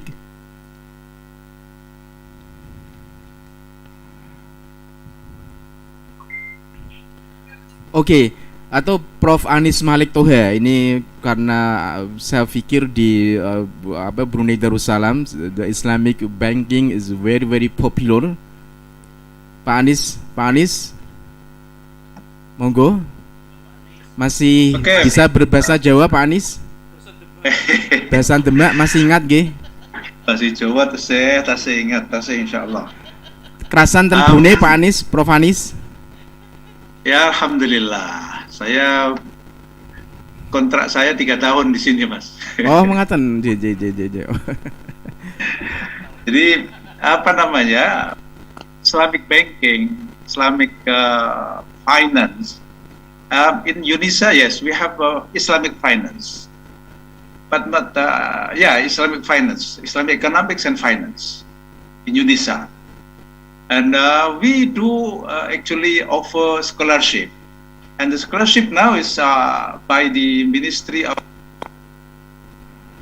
Affairs, I think. Yeah, it's already open for application. Yeah, I will share with you the announcement, yeah, and the link where I think every one of you can select which whatever the program that you We want. request one scholarship for Bu Hanifah, Prof. Dr. Anis. We request one seat for Dr. Hanifah to conduct research over there. No, actually, it depends on the availability of the program. For example, for the Islamic finance, Islamic economic and finance, of course we have, and at the same time also there is Islamic business or something in the University of Brunei Darussalam, UBD. Okay, okay, thank you, Prof. Anis. Okay. And I think Mr. Dr. Sukarno also has maybe some opinion about the Islamic banking in Philippines, especially in Mindanao. Yes, I thought I was the one who wanted to ask if we can have scholarships from UNISA and elsewhere. Because I remember I was there, but I don't exact in 2019. I was a guest of, I think, was it UNISA or any another university, where I met His Majesty the King. But anyway, we really have a relatively poor program here. I do not. There is no university that is offering really halal or Islamic finance. But we are very excited to have that and to educate our faculty members. We have already started to ask who wants to go to our nearby countries to pursue a master's or PhD in Islamic finance. So answering your question, we do not have really that at all. We want to develop it, especially in MSU IIT. Especially halal industry, we are trying to develop, and so on with Islamic finance. So my question, sir, is how can you even help us? Okay, thank you, Prof. Dr. Sukarno. Okay. And the next question, I think, coming from Mr. Taslim Shahlan.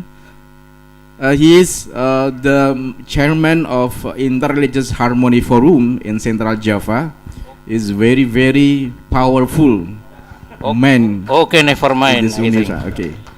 Okay, stay here. Yeah. Okay. Okay, never mind.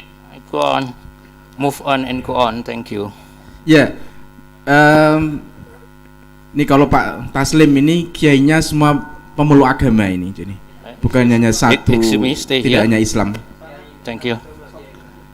Oh, welcome. Okay, thank you. Thank you, Mr. Nanang.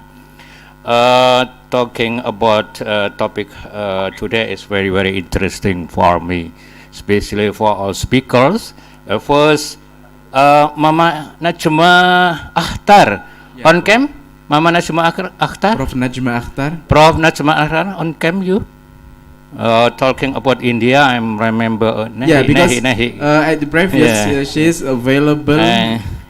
Just 1:30 to join in this conference. Okay. Mama Najwa. Okay. Mama Najwa, nothing here on off cam. Okay, never mind. Okay, Mr. Sukarno. Okay, yeah, Mr. Sukarno. Thank you. It's yeah. Tell me, introduce my name, Taslim. My name Taslim Shahlan. You know, Taslim is a famous name and popular name in Indonesia because all of my friends always call me At-Tirillahumma Qabrul Karim bi al-Nishadi min Salati wa Taslim. Ada kan? You know? Okay. So you have to invite me to speaking in your country maybe. Sorry, just kidding. So. Yes, sir, I will invite you. Yeah. Thank you. Mr. Karno, you talk about humanity first. It's very interesting topic, and it's the global topic about humanity first. And I ask for you how to the model of humanity care in your campus, because it's very, very important for us. Okay, you know. And Mr. Rahmono on cam you? Yeah, Ramonov. In called Java Ramono.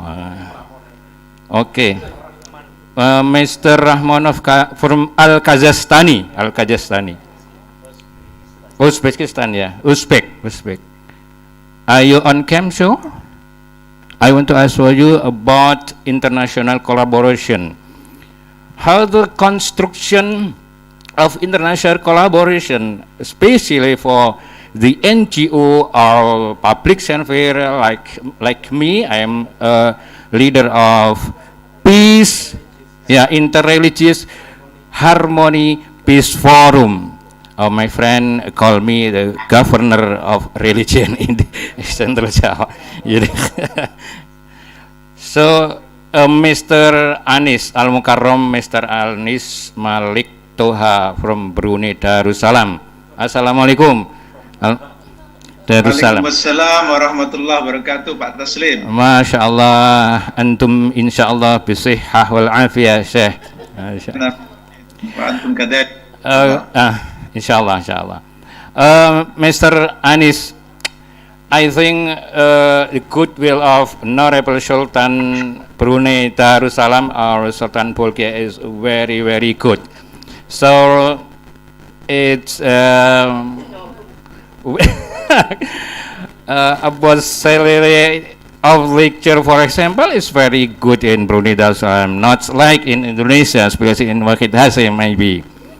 So how if the Brunei Darussalam share of donation with Wahid Hasyim maybe, especially for example, exchange of lecture or exchange of student or exchange of activities, public servant like me, for example, because we are always harmony, interfaith dialogue every day, sir.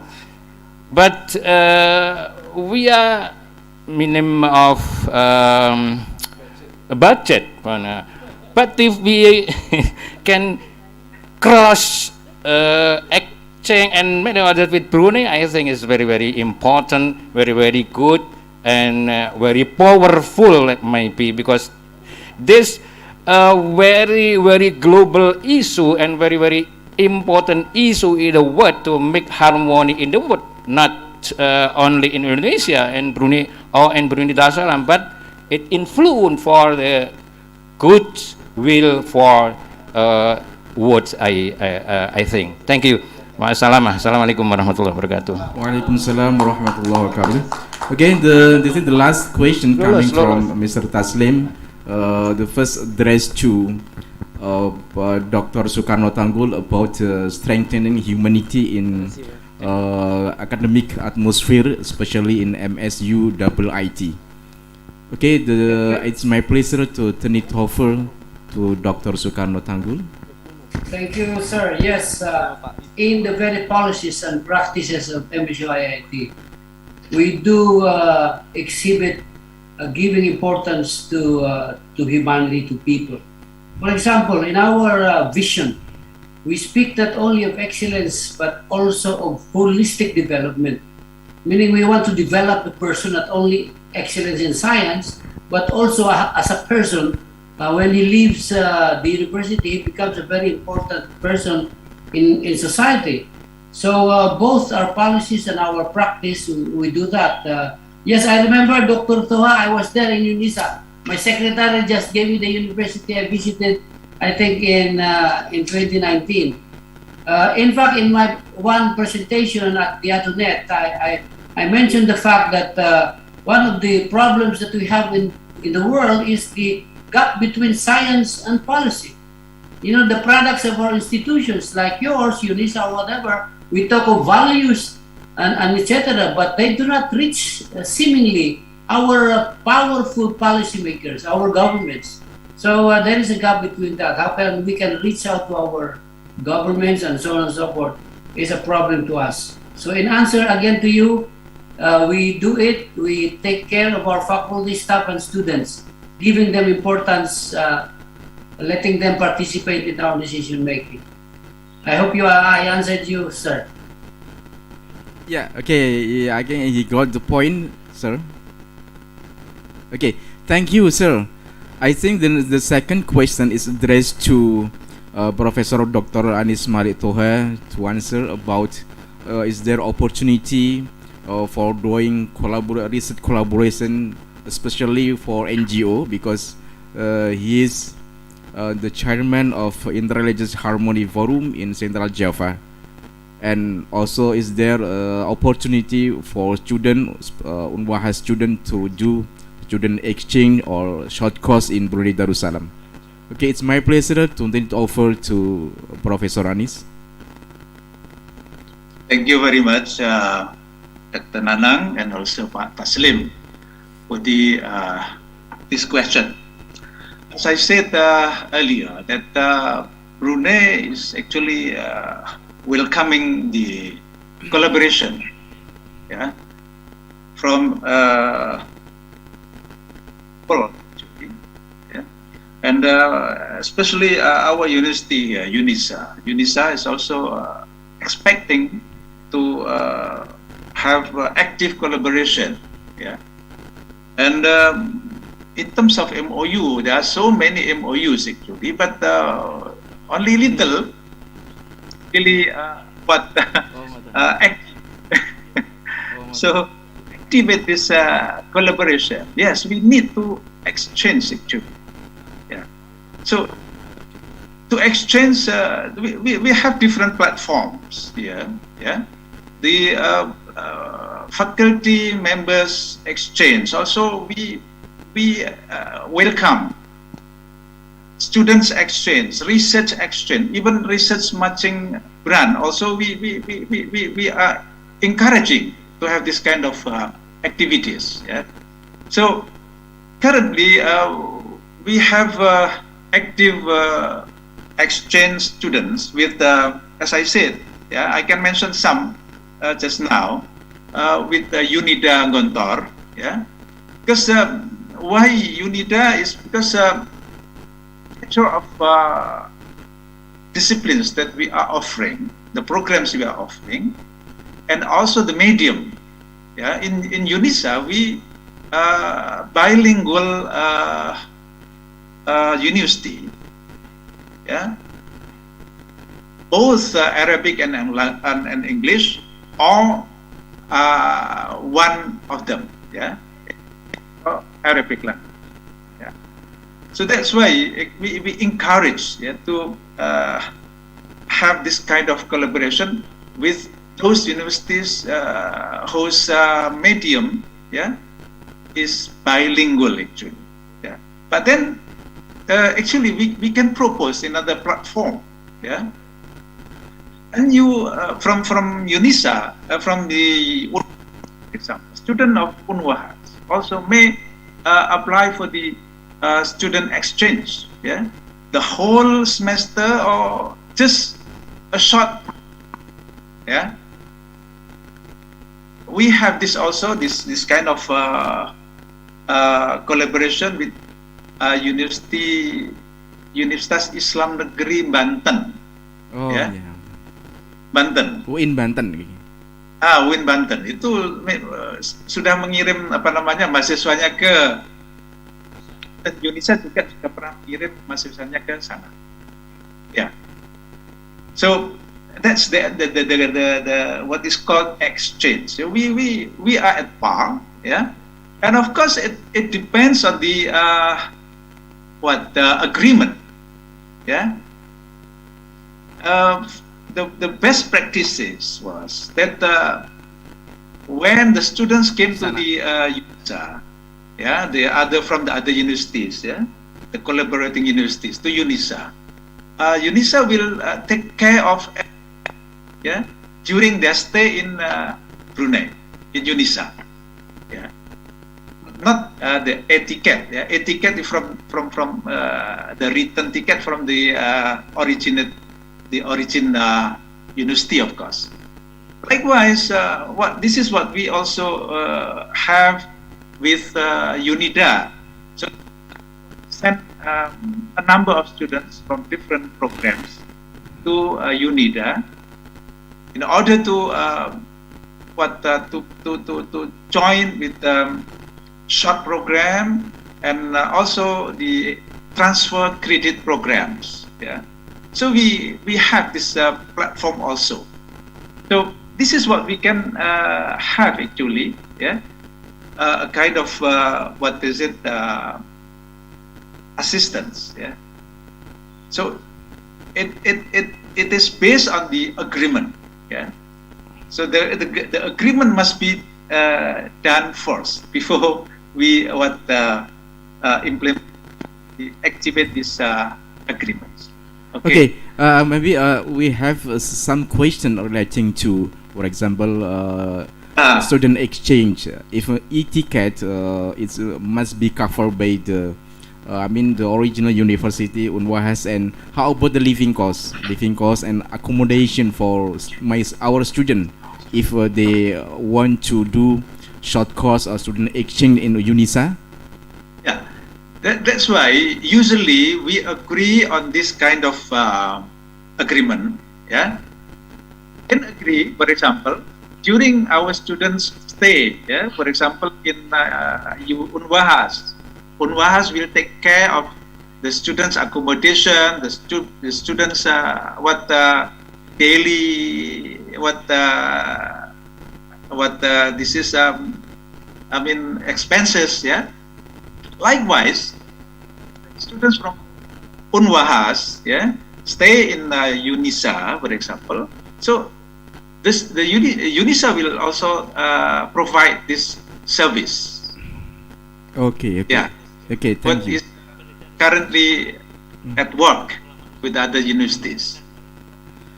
If a research collaboration on Nusantara Muslim scholars between UNISA and Unwahas, is it possible? Most welcome. Most welcome. Okay, thank you. Yeah. Okay, thank you, Prof. Anis. Okay. Yeah. We really appreciate about this offer from you. Yeah.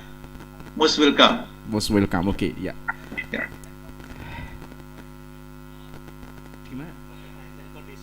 How about the COVID-19 in UNISA in Brunei Darussalam now? Darussalam, starting from 15th of this month, yeah, recently, I think before, yeah, this week, I think, or before, yeah, this week, yeah. Brunei Darussalam already announced that it is in the state of endemic, which means the life is like normal. This is the so-called new normal we have. So the schooling, the classes also already open face to face. Okay. Yeah. We have SOP that this phase of endemic. Yeah. So we only can accommodate 70% of the capacity of the room. Yeah. 70%. So if the room, for example, can accommodate all the class, the students, we will run all the students in the classroom. But if not, then we have to have the so-called hybrid platform. Yeah. At the same time, yeah, the face-to-face. Yeah. And also, we have to open for those who cannot come to the class to follow the classes online. So this is what we have. But 70% must be accommodated in the campus. Yeah. Okay. Thank you, Prof. Anis. How about in MSU double IT about the opportunity of doing student exchange, short course or research collaboration, Mr. Dr. Soekarno? Yes, we are open. In fact, we have been having exchanges with Kunjungi University and Semarang University. The students would come and we would send our students. And I remember Professor Anis, I signed an MOU there together with Chancellor Anshari Ali of another campus, MSU General Santos. How I wish that can push through a MOA, an agreement specific on whatever, either student exchange or faculty exchange. I'm looking forward to that. I hope we can change emails then, so we can translate this MOU into a specific MOA agreement. We welcome that, sir. Any exchanges with faculty and students is welcome. We just have to make the Thank you, arrangements. sir. Thank you, sir. Inshallah, the next year, our lecture from education and teacher training will visit MSU double IT to do research collaboration or joint training. Yeah, I heard from the dean of the faculty. Inshallah, they will visit Mindanao. Inshallah. Dr. Welcome. Soekarno. Okay, thank you. Inshallah. Okay, ladies and gentlemen, now we finally come to the end of the panel session. Before I close the panel, I would like to take the conclusion for what speaker have presented. The first, I think all speakers have the same perception about the key factor that contribute to build a world-class university. The first, the concentration of talent. It means like how to improving student talent, teaching staff, researchers, and the second one about favorable governance, supporting regulatory framework, autonomy and academic freedom, and also bolstering leadership culture and of excellence in learning and teaching, excellent in research, and excellent in community engagement. And the last one, abundant resources. It means endowment funds, research grant, especially from government, from non-government, and also public budget and tuition fees.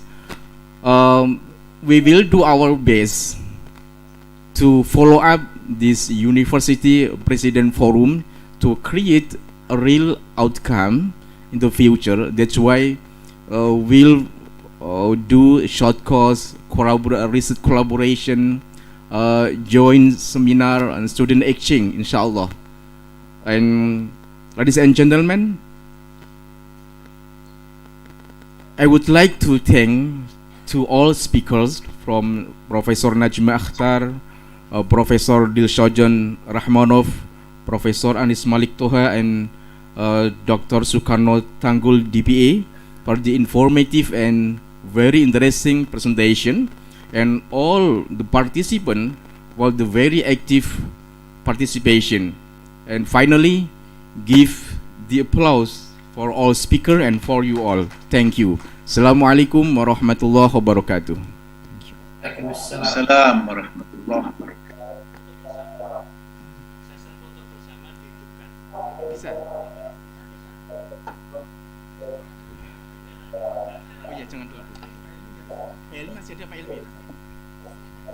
The time is from moderator, from MC. Yeah, time is yours.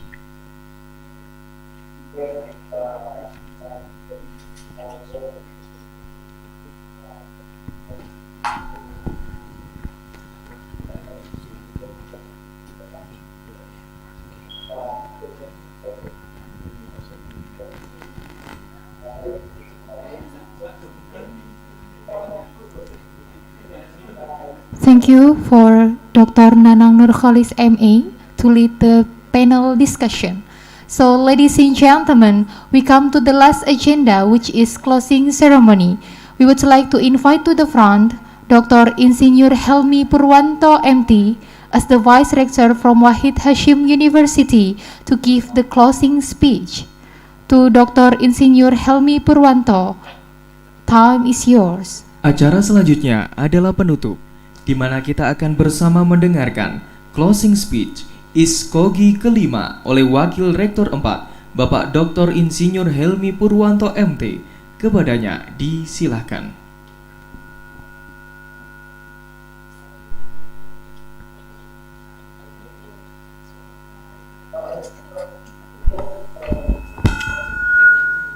Bismillahirrahmanirrahim. Assalamualaikum warahmatullahi wabarakatuh. Ladies and gentlemen, please allow me as the Vice Rector for Research, Innovation, Technology and Cooperation, Universitas Wahid Hasyim, Unwahas Semarang, representing the academic committee of Unwahas, deliver closing remark of the 5th ISCoGI 2021. We express your deepest gratitude and appreciation, especially to the Vice President of Republik Indonesia, Mr. Professor Dr. Kiai Ma'ruf Amin, Chairman of Wahid Hasyim Foundation, Mr. Professor Dr. Nur Ahmad MA, to all the remarked speaker, Mr. Professor Mudakir Ali, Rektor Universitas Wahid Hasyim, Miss Professor Dr. Najma Akhtar, Rektor Jamia Millia Islamia University India, Mr. Prof. Disraf Rakamov, Vice Rector for International Cooperation of Tashkent State University of Economics, Uzbekistan, Mr. Professor Dr. Anis Malik Taha from Unisa Brunei, and Mr. Dr. Soekarno Detanggol DBA, Rektor Mindanao State University Iligan Institute of Technology. Of course, also the amazing participant in this event. To world-class university, activities like this shall be continued in the future.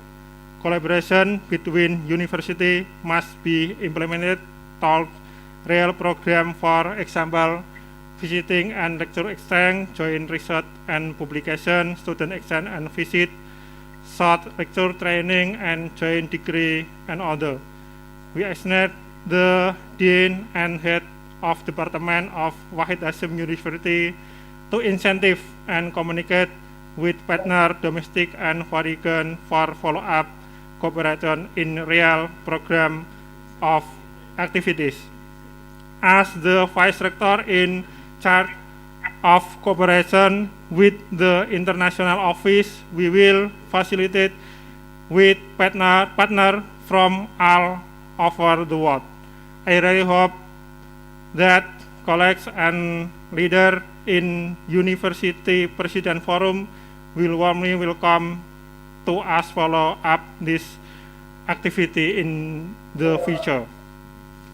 Kami juga mengharapkan kepada seluruh mahasiswa supaya aktif untuk bisa mengikuti program-program yang telah kami selenggarakan di International Office untuk bisa aktif dalam pertukaran pelajar dengan kegiatan-kegiatan secara internasional.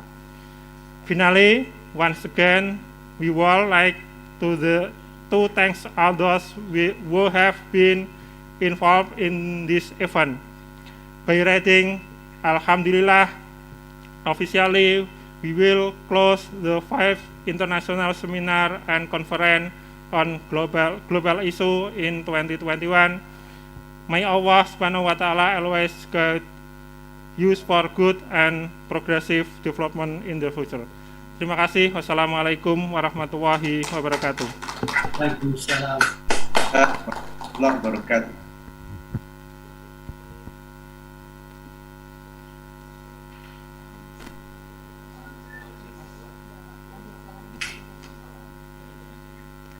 Thank you very much. Ladies and gentlemen, welcome to the last session of closing ceremony. We are, as the master and the mistress of ceremony, we would like to thank you and apologize if you find any mistakes from our end. Hadirin yang kami hormati, Kami selaku pembawa acara mengucapkan terima kasih dan memohon maaf yang sebesar-besarnya jika ada salah kata. Wassalamualaikum warahmatullahi wabarakatuh. Dimohon untuk tidak keluar dari Zoom terlebih dahulu karena kita akan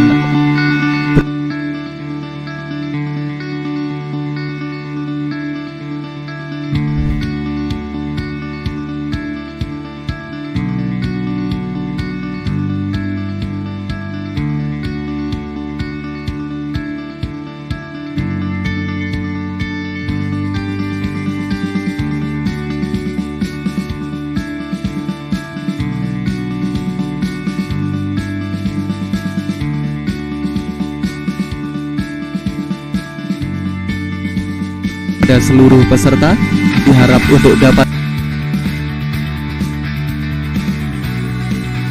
foto bersama.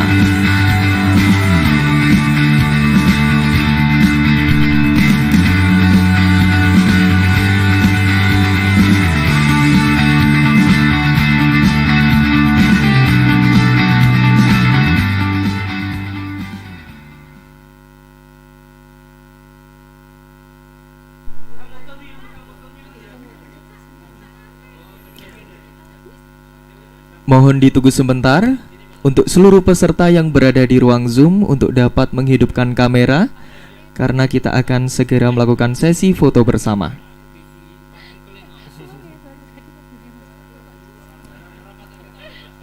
Satu, dua, tiga.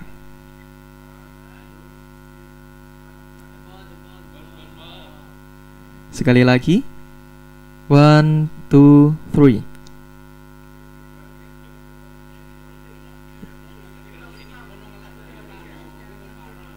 Baik, sekali lagi. 1, 2, 3.